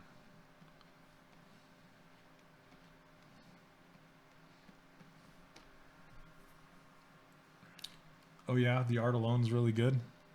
I really want to play through, like I mentioned before earlier, is the Horizon game and the new, I haven't played Zelda. I'm putting all these off until I get my course released, because I'll never get it released if I don't.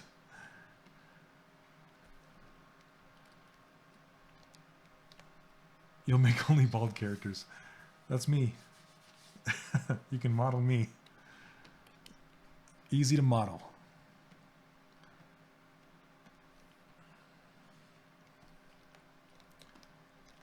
You like doing, or do you do or like doing hard surface? I saw the Ant-Man.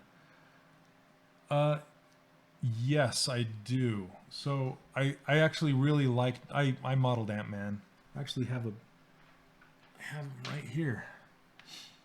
I have an alternate pose of Ant-Man. Let me see. His arm is off. I need to glue it back on, but here's the 3D printed version of him. I don't know how good you guys can see him. But we wanted to make him look small, so we had him looking up, and there's like a little screw on the thing right there. Then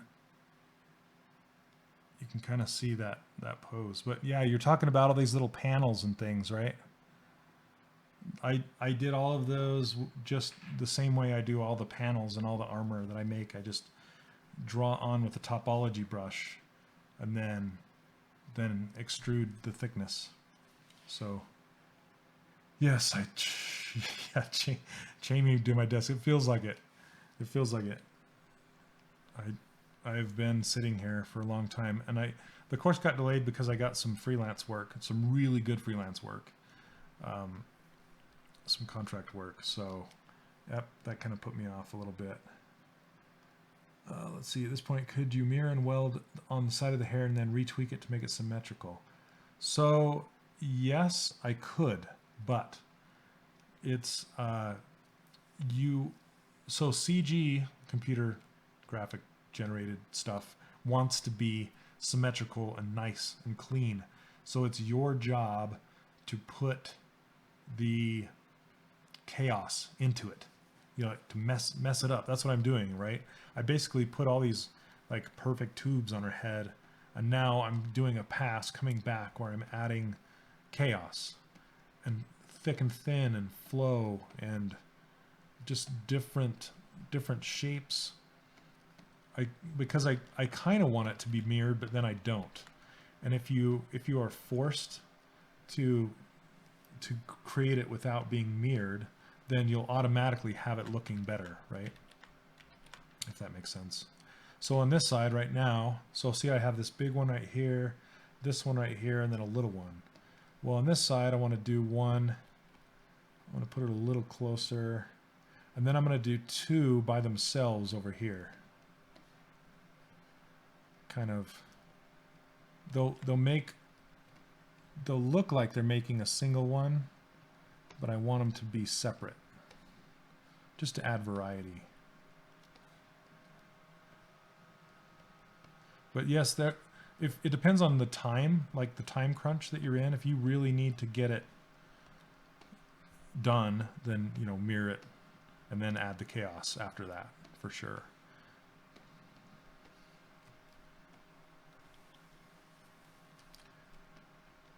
Raven. Oh man, that's what I just asked him. Like, do you sleep? What's going on?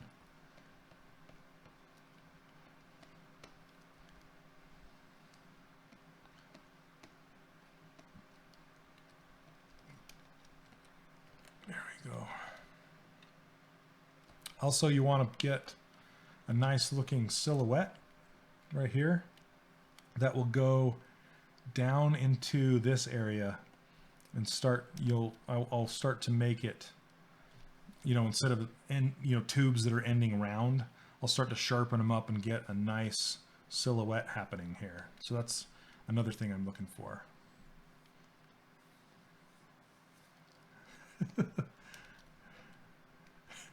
Ask me, you cracked me up. You're getting loopy. So tired you're loopy. That's great though. Glad you're here.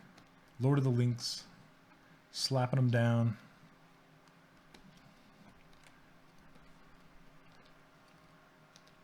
Urin, hey, welcome. How's it going? Urian, is that how you say? Urian01?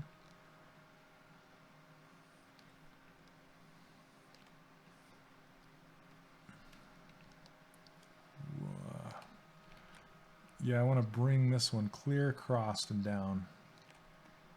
Let's see.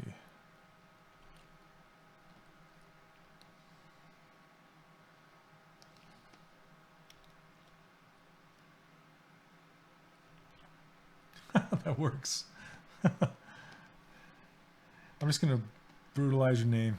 That's cool.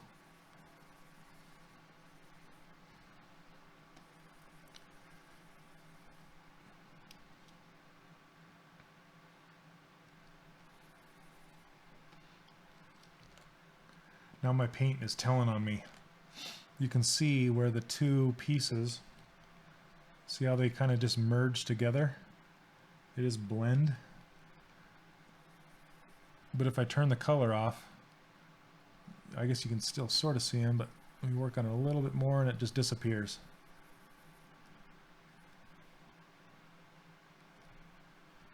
No more merging them together.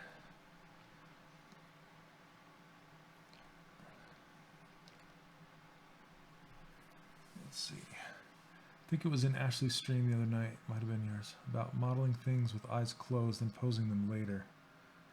The expression on this character is very neutral right now. Is that to build it evenly? Then you adjust it to match her eyes shift, or will you be keeping her wide-eyed and happy? So that's the difference between film and games, I believe.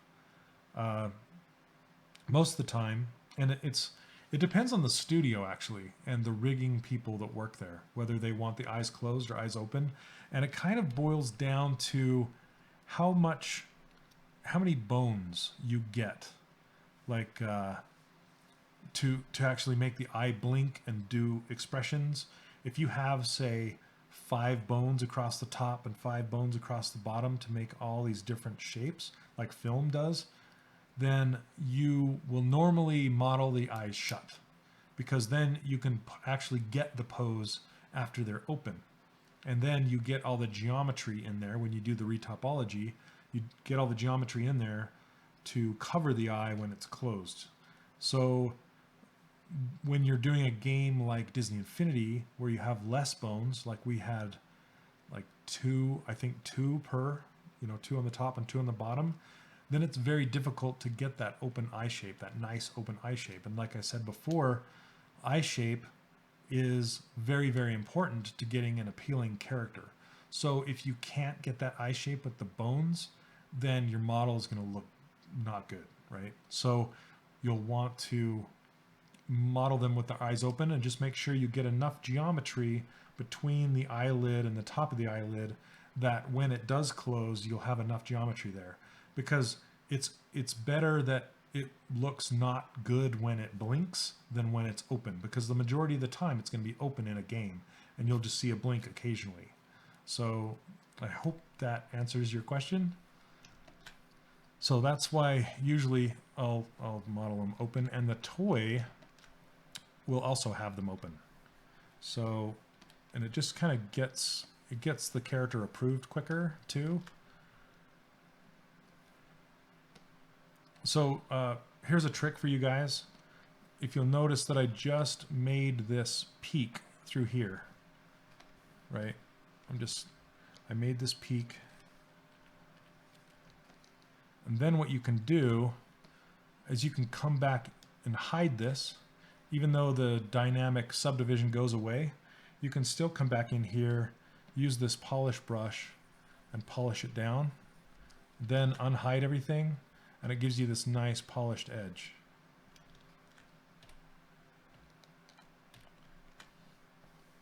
So I'm going to continue this back here a little bit. Ooh. So with this, you'll be altering her expression later, or is she staying like she is now? So, I mean, she kind of has her eyebrows up, and this, I'm trying to get her into a semi-neutral pose right now. I'm not doing the best job. I could probably drop her eyebrows. In fact, let's just do it. There we go. So I'm trying to get it, you want to model her in a T-pose and a neutral pose, and then give her an expression later. So this expression right here, that's what she'll ultimately be in for the final renders. And if I print her in 3D, she'll be in this pose right here. So if that answers your question. Let's see. Let's turn the color back on.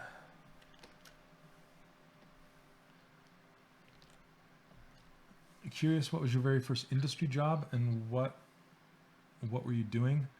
So my first industry job was a place called Sapphire. It was a little company in the middle of a field in Utah here, and they had just finished making StarCraft 2 or StarCraft 1 Brood Wars expansion. So they had just finished that when I came on, so I didn't get to work on that, unfortunately. I wish I would have, but yeah, Blizzard hired that out.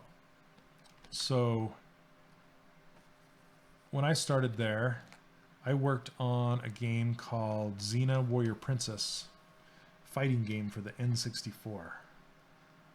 That's the first thing. That was 1998, and back then, you weren't just a modeler, just an animator, just a rigger. I did a lot of everything. So we had there was a barn in the back in the field, and inside the barn was one of the very first motion capture systems. It was like this big sphere, this magnetic sphere, and you had to wear all these magnetic markers on your body, and you were tethered by cords, and the cords would go and lead up to this magnetic ball. The ball was like the size of a beach ball, and it was on a tripod. It was in the middle of this barn, and we we had to wear these suits, and they were kind of heavy.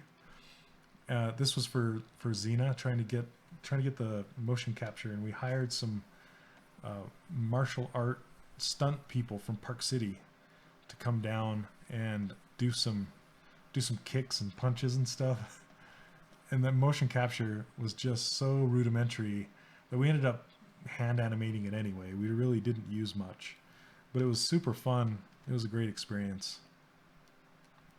But that was my first experience, and I had to model. Well, I got to model. Let's see, one of the characters, the arena. We had to come up with the fighting moves. We had to do the animation. We had to do the textures for the character and the arena. And yeah, just for like 3 different characters. Each of us on the team were assigned 3 different characters. So we all had to do 3 characters, 3 animations. We also had to rig it. And this was back when, ZBrush wasn't even around. This was, we had to model in a modeling program called Nendo. It was a smaller brother of Nichiman, if you guys remember Nichiman. I'm really dating myself. I'm an old guy.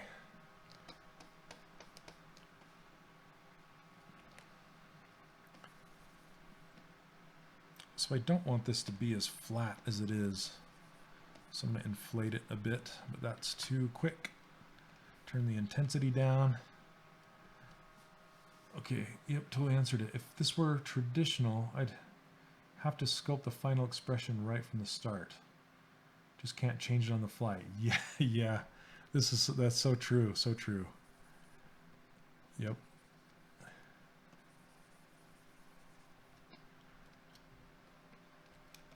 Yeah, my friend Ryan Peterson, he works for Sideshow, in the collectibles industry as well, and he knows both ZBrush and traditional, and watching that guy work is just, he's on a different level. I just mentioned that to him today. He posted this life-size bust he's doing these life-size busts of comic book characters, and he just did the Hulk, and it's like life-size, so, it's like the bust, set it in if you're Uber collector, set it in your office, I guess. He did Deadpool, and that thing is just insane. I've never seen that much detail in a collectible before. Like the skin pores and stuff. Crazy. Yeah, Xenon N64 right now is the best game you've ever seen. Oh, man. Yeah, the games of today, they got nothing. Oh, man. Who's this? Oh, yeah. So, Ryan Peterson. Check it out. He's on, I put a like on his stuff today on Facebook. It's on Facebook that I mentioned him. But he worked with us at Disney Interactive for a short time. Helped us out on a bunch of pieces.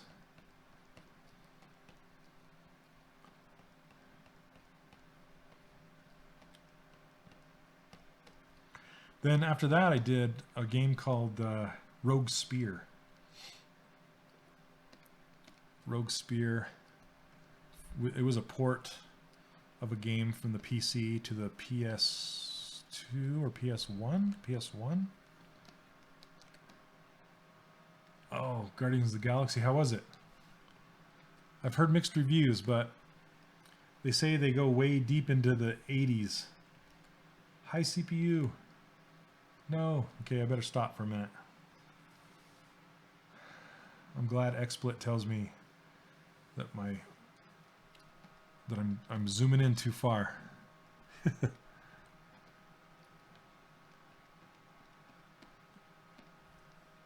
Anyway, I heard that they went pretty deep into the 80s stuff, so I'm an 80s kid. I'm gonna love it, I'm sure.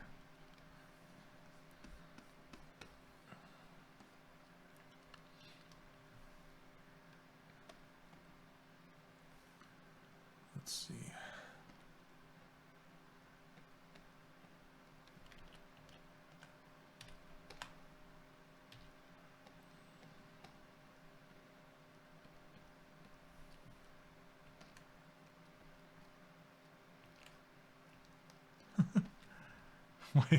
my buddies are pinging me to go play some Overwatch. Last night for Uprising. So I'm probably going to be up playing Overwatch after this. Overwatch. You want to be inspired by great characters and great modeling? Go check out Overwatch stuff. My good friend Letitia works on that team. She's amazing. She stops in every once in a while.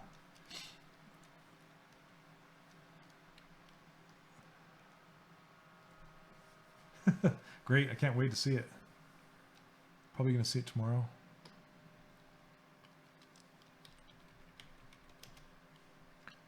All right. Had to tell him I was streaming. Let's see. I want some more of these pieces to be longer. Longer.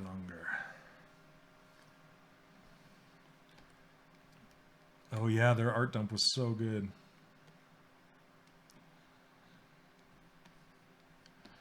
Some of you might be on my newsletter list. I did sometimes I'll send out just cool art that I find. So if you sign up for my brushes and stuff, you get on my newsletter, and I don't send very many emails, but when I run across really cool art, I'll share it with everybody. And Overwatch was one of them. It was so good. So good. I wanted everybody to see that.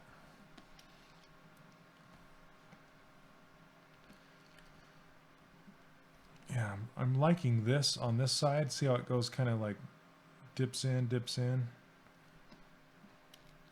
But I'm missing that a little bit on this side, so I like this.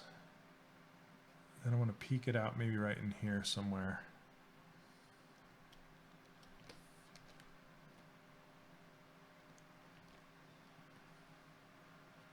All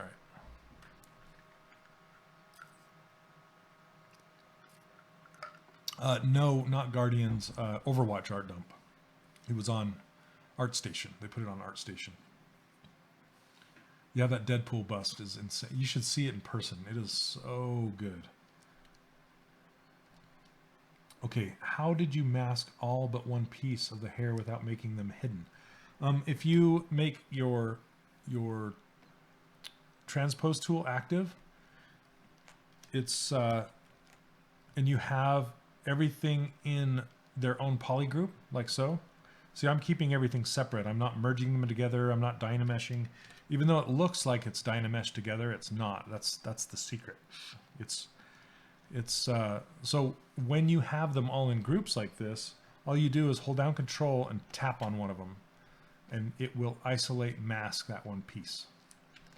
So there you go.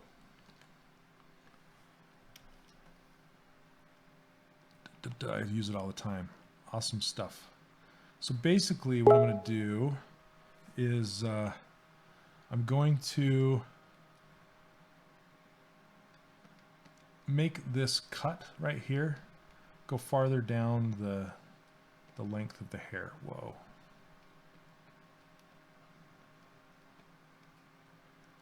Control shifting, yeah, it's just Control. Usually masking stuff is Control. Okay, there we go. I'm just going to run this edge. All right.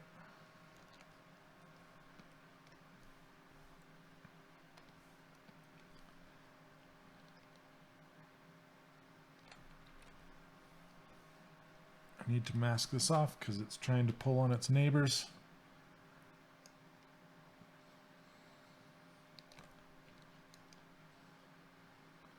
There we go. S-curves. Now it's going down too far. I'm going to have to push it back up. So would that masking trick be something to use for things like fingers, etc., as well as so you can pose them individually? Yes. Actually, we will. So I actually learned this from my friend Brad Bollender. You can look him up on ArtStation. He was one of my team members at Disney Interactive, and he's currently in Finland working for Supercell on Crashlands, or not Crashlands, what's it called? Clash of the Titan, or gosh, what is that called? That mobile game, Clash of Clans. There you go. He's working on Clash of Clans.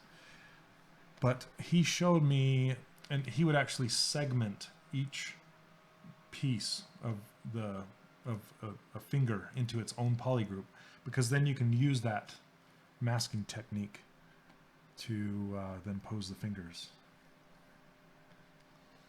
Yeah, Clash of Clans. Everybody's like, Clash of Clans! Come on! My brain is frizzle fried, I'm telling you. Okay. Let's squish this down.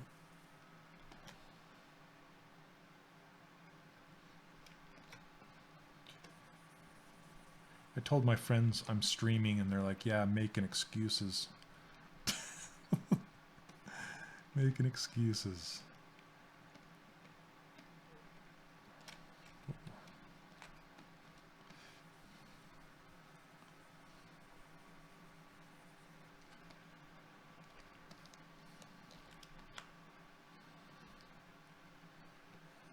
Is that what I want to do? I'm trying to decide.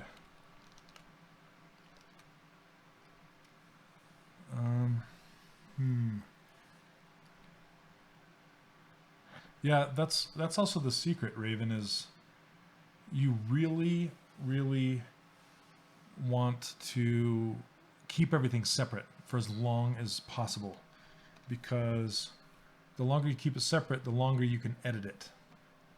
As soon as you start to merge it together, that's when you start running into problems and you can't go back. Well, you can always go back. It's like, but going back at that point is like going back in clay. I mean, you're literally like cutting stuff up again, re-sculpting it again, that kind of stuff. Jealous of your internet fame. Oh, I wish. I wish. So one of them is my buddy Matt Armstrong. I don't know if you guys saw my Facebook stream today, or my Facebook thread today, but not that you're stalking me, but my buddy Matthew Armstrong is going through the beta of my course, and he is working on his own version of Diva right now. It's just fan art of Diva, and he posted some work in progress shots today, and he's doing a fantastic job. It's coming together great. I'm super proud, like proud papa. But maybe I'll, I don't know if I can link it and show you guys or not. So I'm going to drag this down and just make this separation, see if I can get it looking better.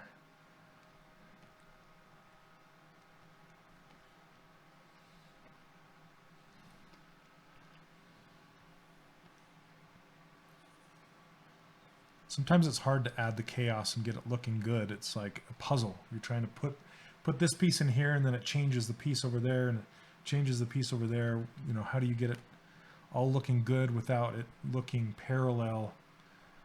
You know, you want to go from thin to thick to thin again, and then have some overlapping pieces.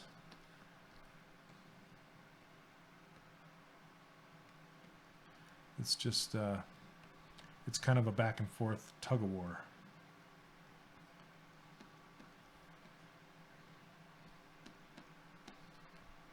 Then you just kind of come to a place where you're like, okay, that's working.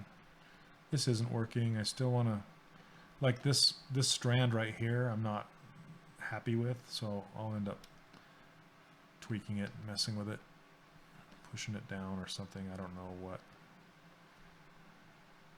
Bringing this one up, maybe.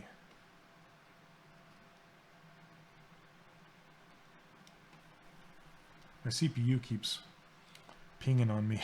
It's like, hold on, I can't do that. Wait.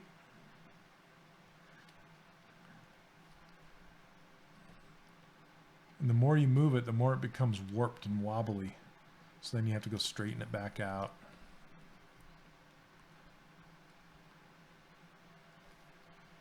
There we go. That's kind of fun.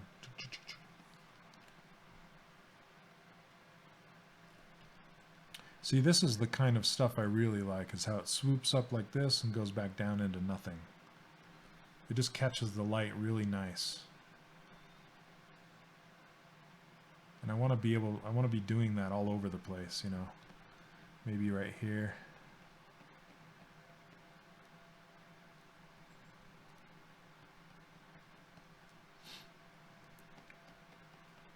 Let's see. Like that one earlier, love the hard surface headset on her. The whole thing looks good, but that headset was like, yeah, that's just blocked in, that headset. And so Matt, he still hasn't let go of Maya yet, so he's not quite used to the Z modeler brush. So he basically blocked that out in Maya and just brought it in. Which I don't blame him, you know, you gotta do what you know until you're comfortable. You know, you just want to kind of push against what you're not comfortable with till you learn it.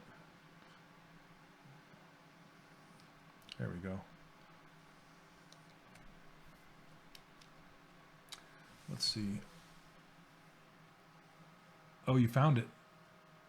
Is there a brush where you can move the mesh, sliding it on top of another mesh, like shaping the hair on a skull? I know what you're talking about, Bluefire. It's not real. Oh, I know, Kyle. I will. You know I will. He's watched my course videos. I make a gun inside my videos, and he's been there. But anyway, so dragging something along a surface there's not really a functionality like that. The closest that I do is project. I use project all. So if I ever need to match surface to surface like that, there's nothing that I can really snap an object onto a surface with, as far as I know. Paul Gabriel would know. But what I'll do is I'll just kind of put the transpose tool and then draw an item out on the surface like that, but like actually dragging surface around on surface like a live mesh in Maya, there's nothing really like that. So I'll just project all, and then it'll match together. So hey Mystic, how's it going? Welcome. I had a nice contrast, organic versus mechanical. Yeah. Yep. Yeah.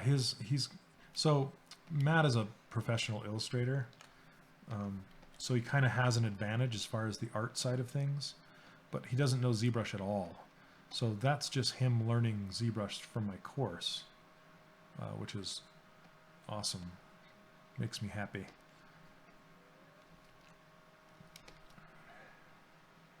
Okay, I gotta look at this for a minute.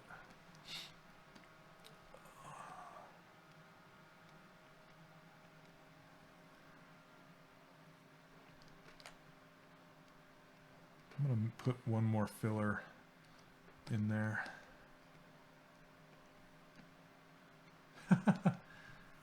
Oh, thank you, Mystic.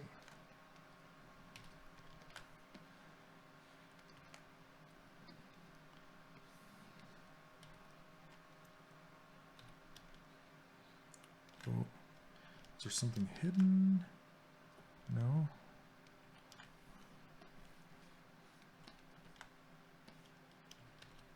Oh, I forgot I still have these weird things on there.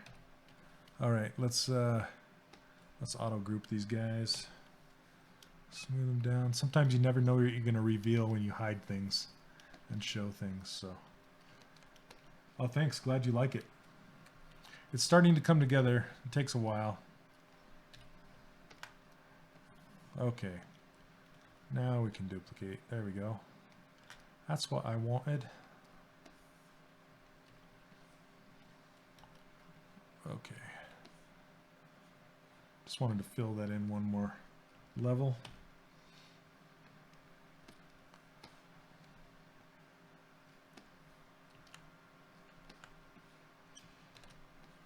Yeah, it's I don't know how long have I been streaming, Nightbot? How can somebody say? Ask it.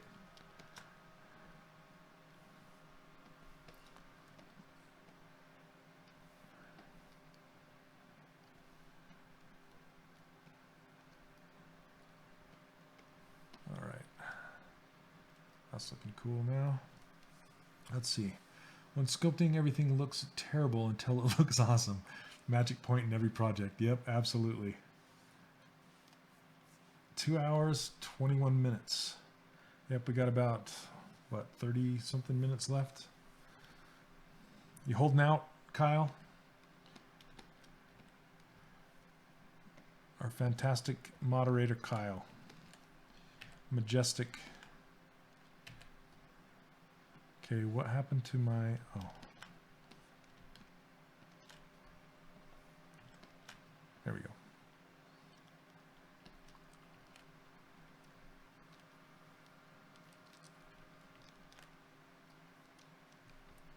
Yeah, that's... I like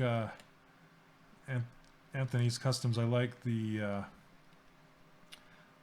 my friend Ryan Kingsland, he likes to call it the Valley of the Suck.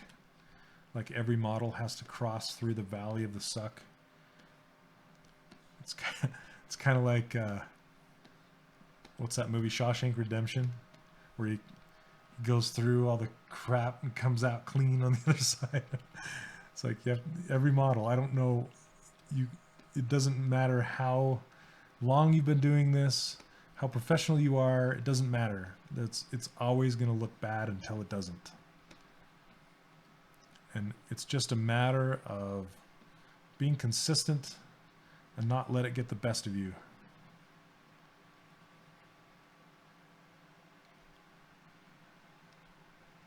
The Valley of the Suck. I've traveled that valley plenty of times.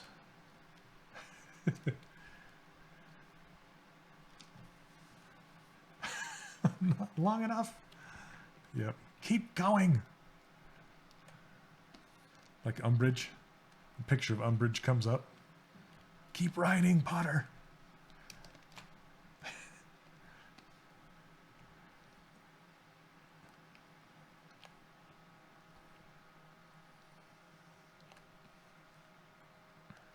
Let's start putting those hard edges in the ends of these. I really wish this would show dynamic subdivisions while it's in solo mode. Oh well, can't have everything. Maybe someday. 4.8. 4R8. Right, Kyle? It's going to be in there, right?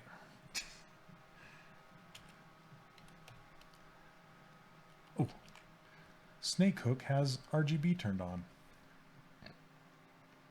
For some reason. Snake Hook brush. Very nice alternative move brush.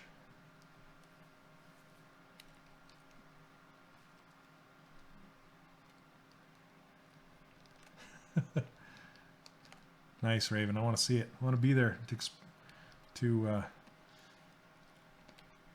watch that happen. Witness. That's the word I'm looking for. Witness.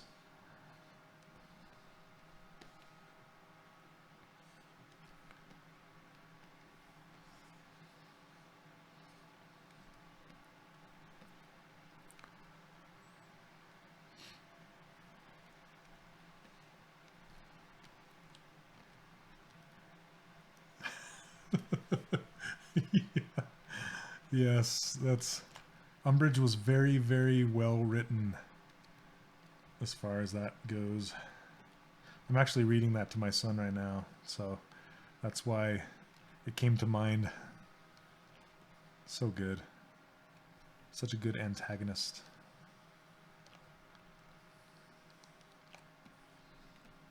Yeah, you can... When the centaur hauls her off, you're like, yes! Let's see, B, M, H. I really need to get that snake hook brush out on my user interface. I use it a lot.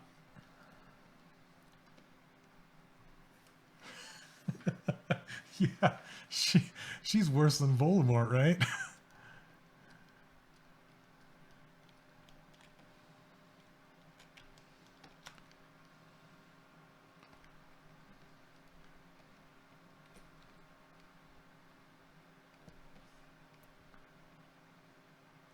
There's a lot of good characters in that series. So well done. Maybe I'll model one of them someday. Yeah.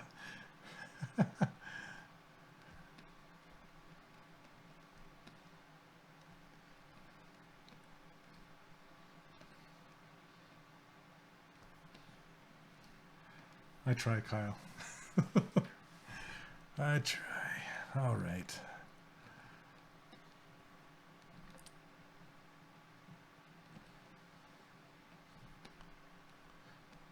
I still want to keep that that bulbous underside to these hairs. And the more I make them pointy, the farther out they're sticking. And I want to get rid of this ding ding ding.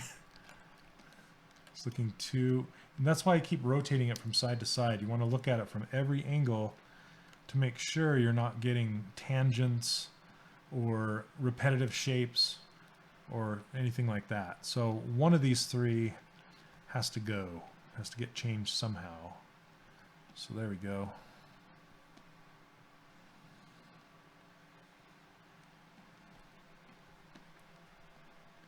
That's better. You're next.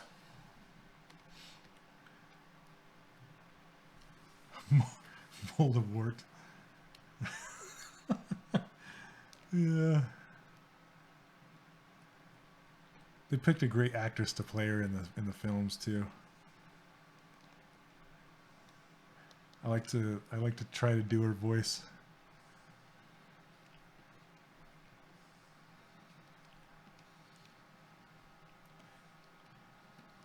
Especially that stupid little cough. And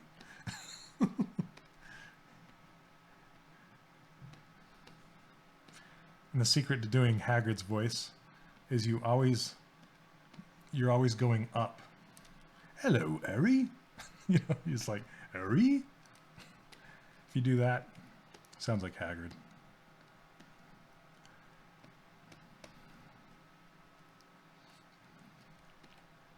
Oh, you haven't seen him? Ah, well. Have you read the books?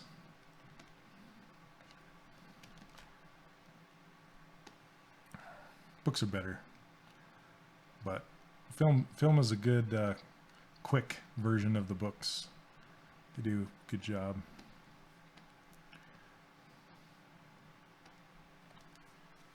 Yeah, the audiobooks.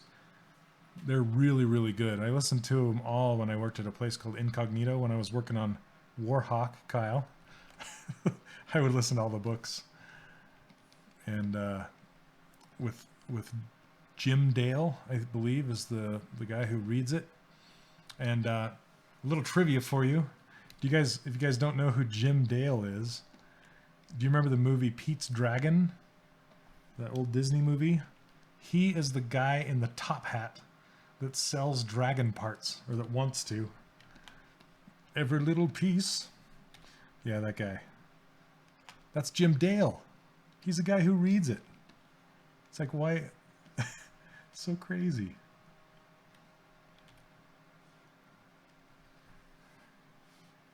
Oh, Stephen Fry. I've not heard the Stephen Fry one. Yes, and that is true. Mystic, that's true. It's that guy. That's Jim Dale. And he does a great job with the voices too. Really good job.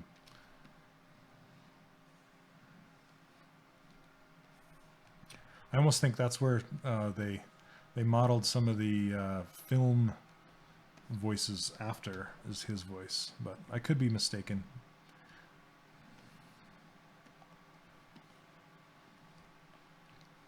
Yep, a dragon, a dragon. I swear I saw a dragon. I've not seen the new Pete's Dragon. I'm avoiding it like the plague. I don't know. I don't know if has anybody seen it? Is it any good? The CG. I'm too. I hold the old one too fondly in my heart.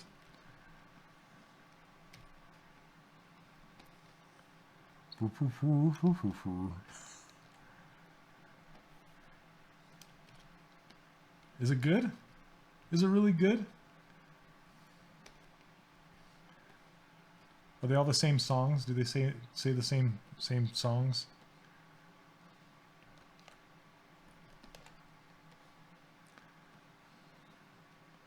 Just newly sung. Yeah. Oh.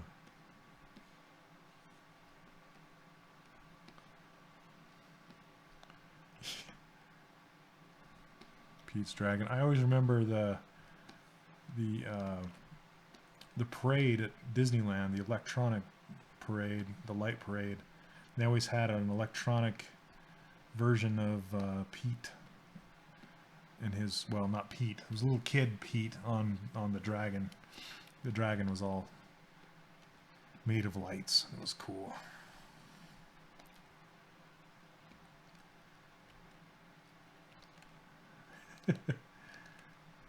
They didn't play tic-tac-toe on his belly. Classic. They ruined it. Ruined it. No. Oh, look at this hair. Look at it's all pinched. That's nice. That's that one that starts all thin up top that I'm not like. I'm going to smooth that out and then inflate it and then fix it later. This is exactly what I was talking about when you know, between the back face masking or, you know, just being careful how big your brush size is. Whoa. Too big. You have to be really careful with the pinch brush. It likes to pull in all of its neighbors like a whirlpool.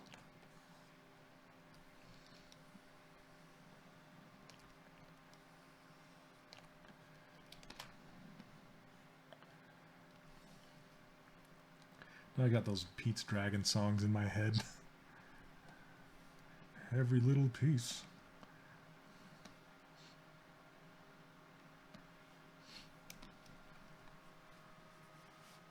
Elliot. Shaziat. Oh man.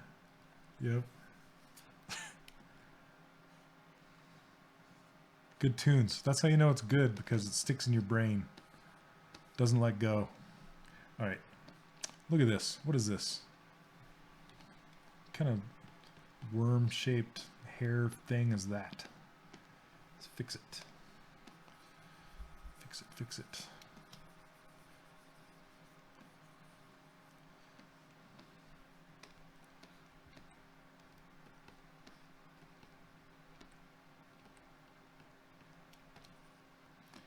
Earworms, hair worms.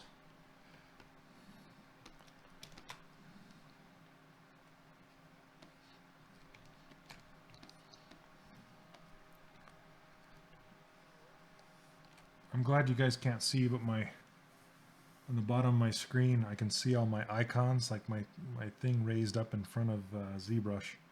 XSplit makes it so you can't see it, but when my friends messaged me, it popped up and stayed. Dang those guys.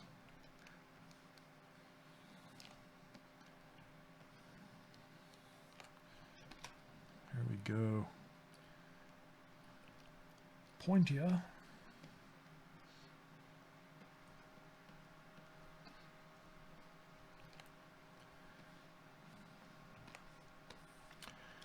You know what this wouldn't work with?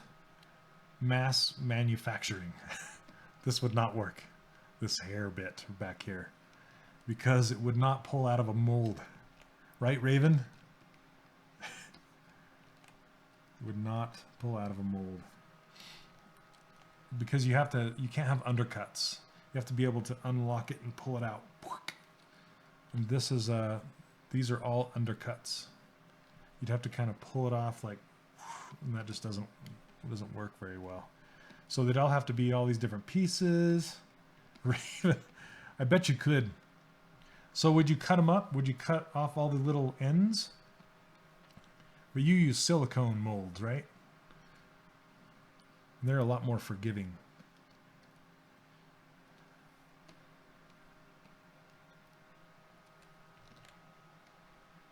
Injection, yeah. Well, you know, Infinity had metal molds because they were like mass produced. So metal does not forgive anybody or anything, anyone. Metal. So we really had to watch our undercuts.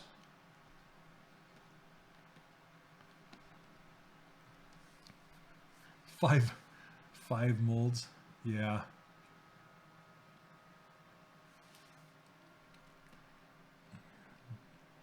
Probably like in different layers, right?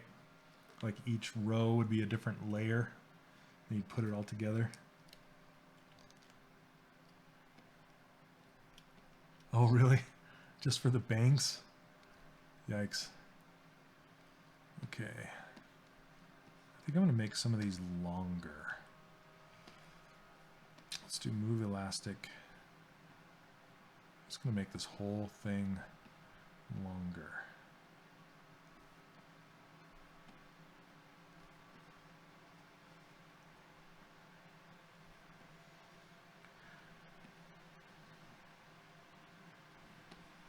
There we go. So notice what I did. Don't be afraid to make big changes. Like right in the middle of everything. You're just like, you know what, I'm going to try something. You know, see if it breaks. If it breaks, then you just roll it back. If it doesn't, then, you know, that's something you can't really do with traditional clay very well. You'd have to chop that whole thing off, add the extra clay in there, you know, and then stretch it that way. Let's see. Anyone know if there's a Disney Infinity Ahsoka figurine? I made it. I made it. Do I have her here? All right, Aspie, go grab the link master. Just yeah, just search for her online. But yes, I made Ahsoka. Yes, hours and hours and hours. And I want to get, so I'm looking for an overall shape to the hair as you're looking at it from the side. So it's interesting, but it has a shape to it, right?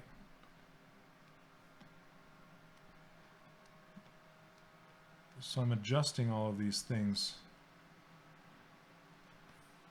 And then you want to look at it from the top. And I want it to go kind of slicked back and then poof out in the back a bit. I'm going to merge these two down. Merge. Okay, so now I can grab these bottom ones. Because I really want to get the flare. We need more flare. What's that from, Kyle?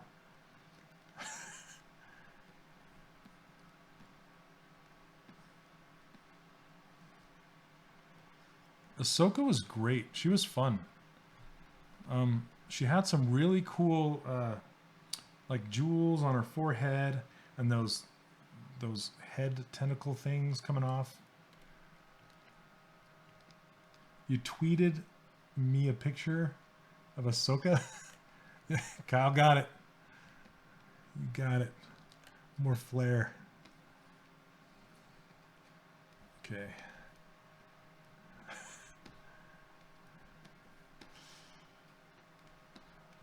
I'm glad you get my references.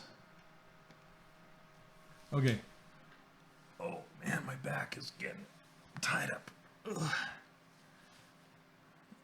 All right. Or can I tag me in a picture? Let's see. Okay. 33 individual pieces of flare. Yes, I don't know how many I have here. Not 33 yet. Individual pieces. Okay, is retopo done for edge flow or poly count or neither? The answer is both. It's both. You need to have your topology flow in order to get the edges to deform properly when they're being animated. And the answer to that is usually 3 poly loops around the joint. So you have one in the middle that is 50% weighted to the top, 50% weighted to the bottom. Then you'll have neighbors. And this neighbor is like 30-70, so 30 to this one and 70 to this one, and then a 30-70. And sometimes you can get crazy in there with, like, once again, my Pinterest page, I have a topology flow board, and you can see some references in there for some topology. And then the face is very important to get correct. And there is a couple people that are super duper good at topology of the face, and one of them is Brian from hippiedrome.com. He has very, very cool layout.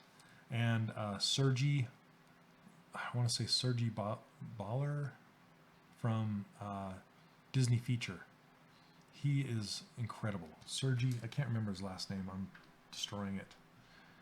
But anyway, he does most of their topology at Disney Feature. Sergi. Oh. Sergi Caballer. So C-A-B-A-L-L-E-R.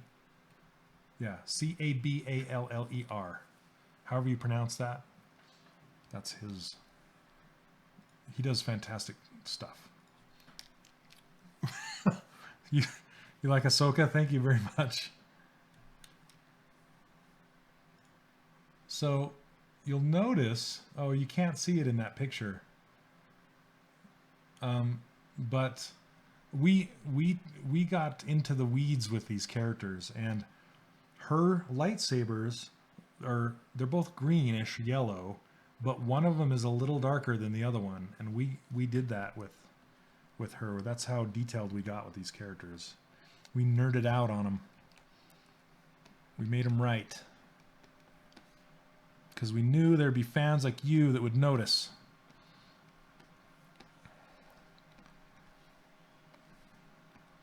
Okay, where are we at? 10. Okay, we have 15 more minutes. Apparently, this is the hair stream. Welcome to the hair stream. A lot of people have trouble with hair, so hope you guys are enjoying this and learning from it. Not that I'm doing the best job ever, but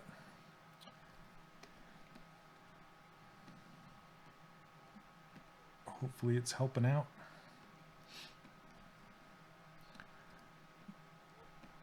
And here we have another trio. Ding, ding, ding. So one of them must go.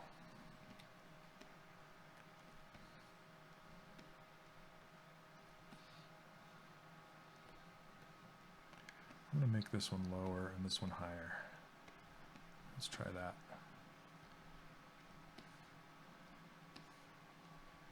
This one's sticking out weird. This is what I'm talking about, the puzzle, right? Puzzling.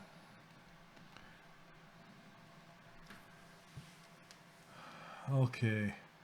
How long would it take you to do the hair if I wasn't streaming? A lot less time than this for sure. Gosh. It also depends on how lucky I am, like with the puzzling of it, you know, as far as how it's going together. Sometimes it takes, you know, an hour or two, and sometimes it takes all day. It depends on really on how lucky you are and how complex the hair is and how good of reference you have with the concept. But this particular hair, it would probably take me about half the time of what it's taken me so far. And then again, I could tweak on this hair for hours and hours longer, because I just keep seeing things that I want to fix and change, and as I'm going. Come on, brush like this. I'm gonna swoop this along, but not its neighbors. Here we go. Let's see what this looks like.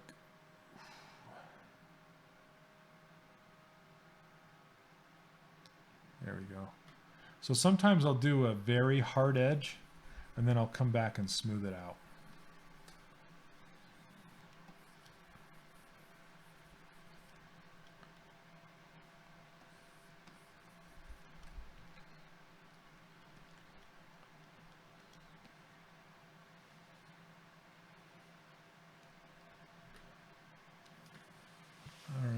Let's see. She looks good, just like a Clone Wars designs. Yep,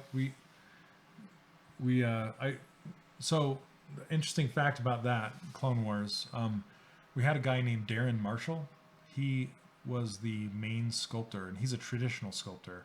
You can look him up. He does the Clone War designs in traditional clay for the film, and then they model the characters based off of his sculpts. So we hired him to come in and help us figure out the design of the Star Wars set for Infinity. And he did these traditional sculpts that are really big. I think you can look up Darren Marshall Disney Infinity and you'll see some of that stuff. So Darren, here. Darren.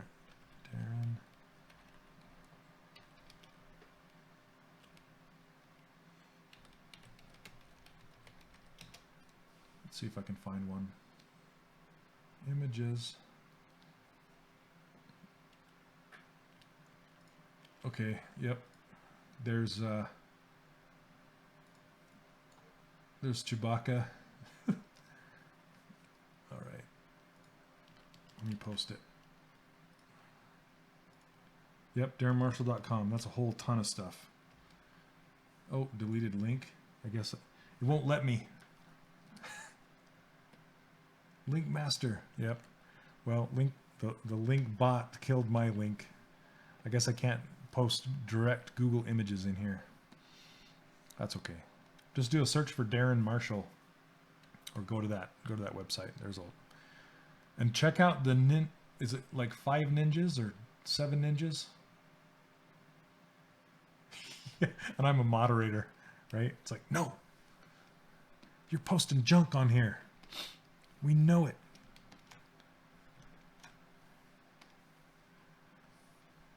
Bad images. Okay. Now what I want to do is change the variety. Yeah, the 5 Chinese brothers. Thank you. Look at the... Okay, you guys. After the stream, like, go bookmark that. But after the stream, go look at the shape language in those sculpts. It is so clean, so good, and it's all done in traditional clay. That guy, he is insane. I learned so much from him and his shapes. And he made our whole office smell like Chavant. I loved it. There we go. See how big of a difference adding some variety into that shape goes?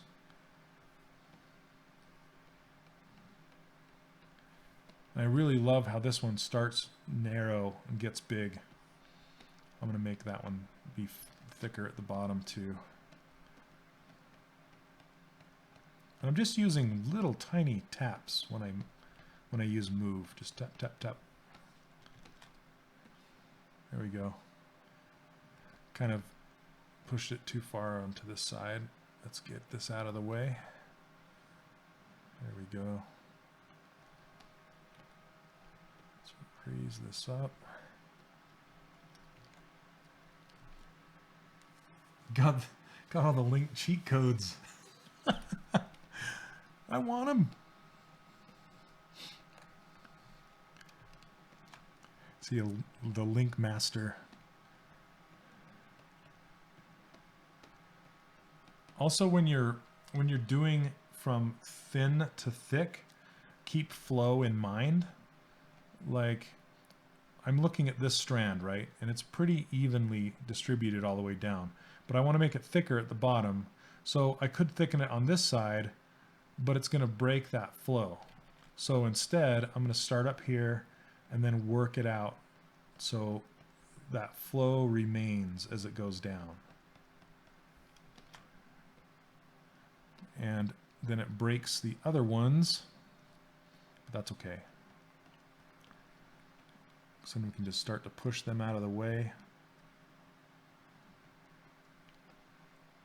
And this is starting to look really cool, how all of these kind of diminish in between these two main ones. And then it also gives me kind of a ridge to peek it out along.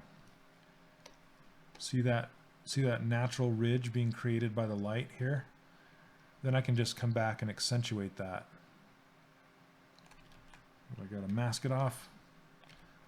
Pinch does not play well with neighbors.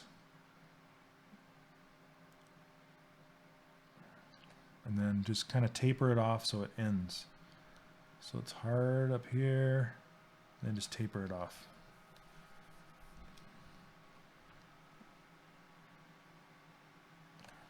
Beautiful, beautiful.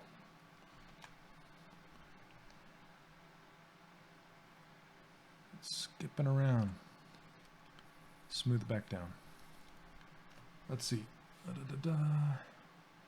Tap it in. Even out there using ZBrush Core. Yep. Thank you. Yeah, I even forgot my own date that I was going to do that on. Kyle's keeping me straight. All right. I'm going to move this guy out of the way.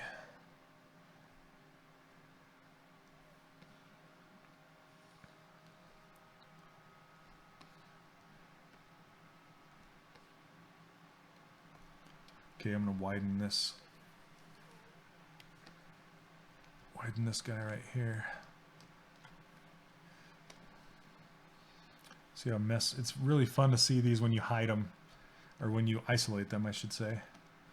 Because then you can see how warped and weird they are. So what do you guys want to see with ZBrush Core? I mean, I'm gonna show you like what it is and what it isn't. Mainly what you can do with it, because it's super powerful for the price. I was just going to get into some stuff, but there are some restrictions because it is kind of the entry level product. Yeah, just super basic stuff. What's ZBrush Core? That's actually the name of my stream. What is ZBrush Core? I'm gonna show you exactly what ZBrush Core is, but it is it's kind of like the entry level product for Pixelogic. It's kind of like a what would you call it? Like a stripped down version of full ZBrush for much less. So you don't have to you don't have to pay the full price. And you can also get the bundle. I actually have it right here. Check it out. Right here.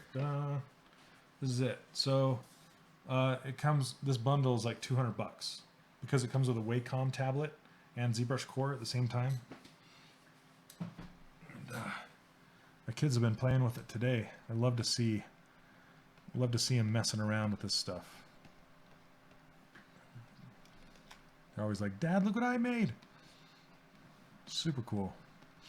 So there's a video, if you go on YouTube, you can look up a video of I think it's Shane Olson ZBrush Core. And I made a video for Pixelogic showing me making a bunch of cartoon animals flowing from one to another just out of primitive objects. And I did all of that with an early version of ZBrush Core. So you can check that out. But I'll be going over exactly what it is, because a lot of people they look at it and they don't quite understand what it is or what you can do with it. So we'll really be getting into the details of what's possible in there. Yeah, that's the whole idea. NLTMW. It's hard to say. What's your name? Anyway, yes. I want to show you exactly what you... I'm not going to like focus on what it's not. I'm going to be focusing on what it is. So you guys can all understand how you can get the most out of it. Because it's super cool. And then if you keep your box, I believe, you can put the cost, like it comes with a key, and if you can enter the key if you decide to buy the full version of ZBrush, and then the amount that you paid for ZBrush Core, you can put towards the full version of ZBrush.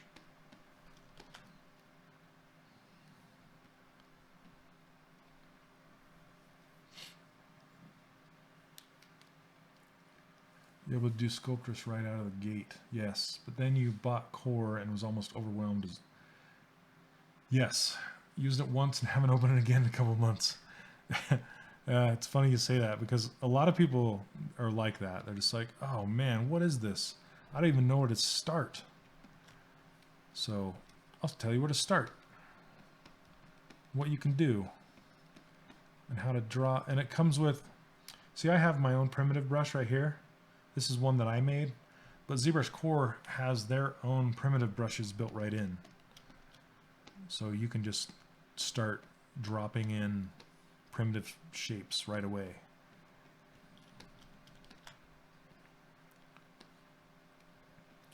And it's nice because you can get used to it. You know, the navigation is the same. The way you use the transpose tools, same. And I'll show you how to use all that stuff.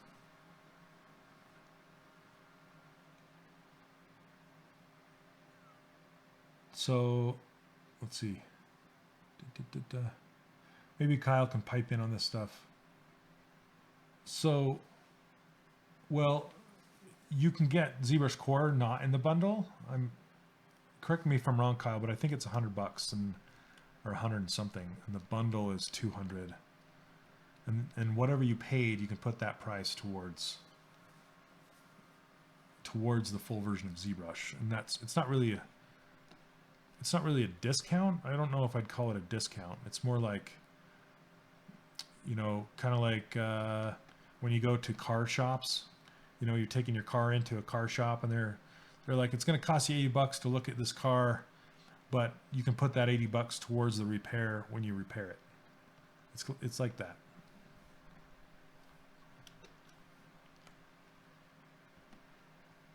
Does Core have a trial version? I didn't know. There's a trial version of ZBrush, and I think the link to that's right below this stream.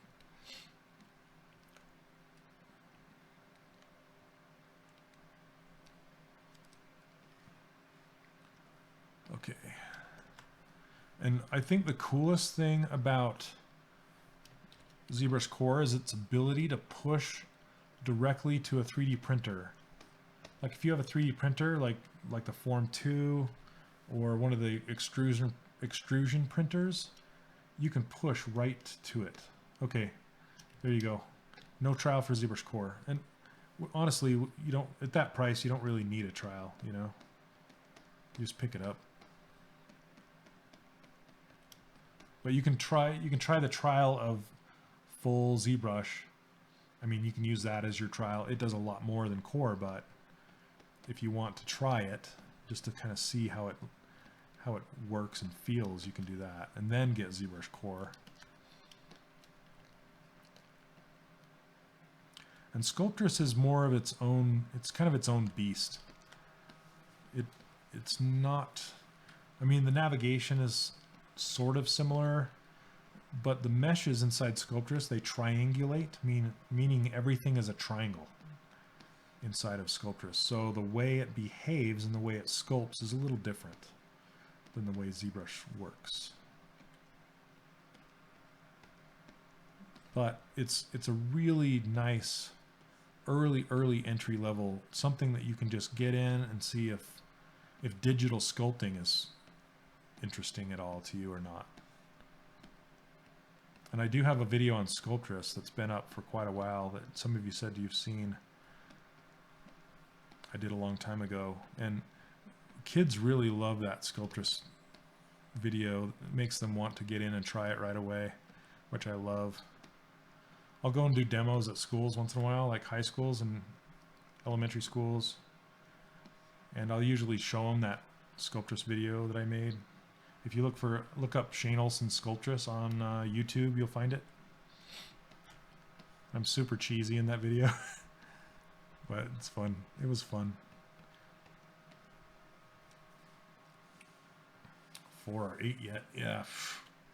I wish there was a date for that. bought the tablet deal for home and then for work. Yeah, the tablet's great. Risk with trying full version is you don't know. Right. But I mean, if you're just using basic stuff, it's going to be in there. You know, if you're using stuff that's out of the ordinary, then you know there is a good chance that it might not be in there. But we'll go over that. We'll go over that in the stream when we get to it. I'll show you what there is. You can follow along. Maybe we'll do a follow along, like a sing along. That'd be fun. I'm gonna pop this guy out. Sculpt along with Shane. ZBrush Core.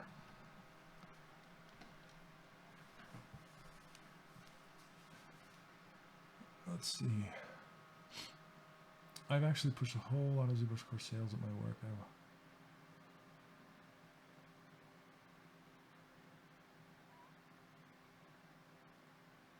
Yes. Effects Animator, it's super well put. Yep. Yeah, I mean that is honestly that bundle, or that, you know, the Wacom tablet is the best entry-level tablet. It is so good. I mean it's just the perfect size. It has a couple buttons, like 4 buttons, so then you get like your Control, Alt, and Shift, which you use most of the time. And then the user interface, that's one thing you can't really get with the Core, is a custom user interface. But if you're using the full ZBrush version like this, I've put everything out here on purpose because I use a Cintiq and my hand is on the, you know, it's on the buttons most of the time. So I don't use many hotkeys except for Control, Shift, and Alt. So it would be, you know, it'd be perfect for that. And I mean, the tablet isn't restricted to ZBrush either. You can use it for all sorts of stuff, but it works great for ZBrush and ZBrush Core. Okay, so that collar is going to go back behind her neck, so I got to make sure I leave some space for it.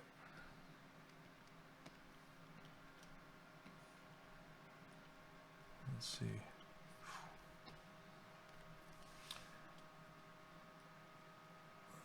Even Core has so much stuff that you'll end up really good before you find the need for the full version, for sure.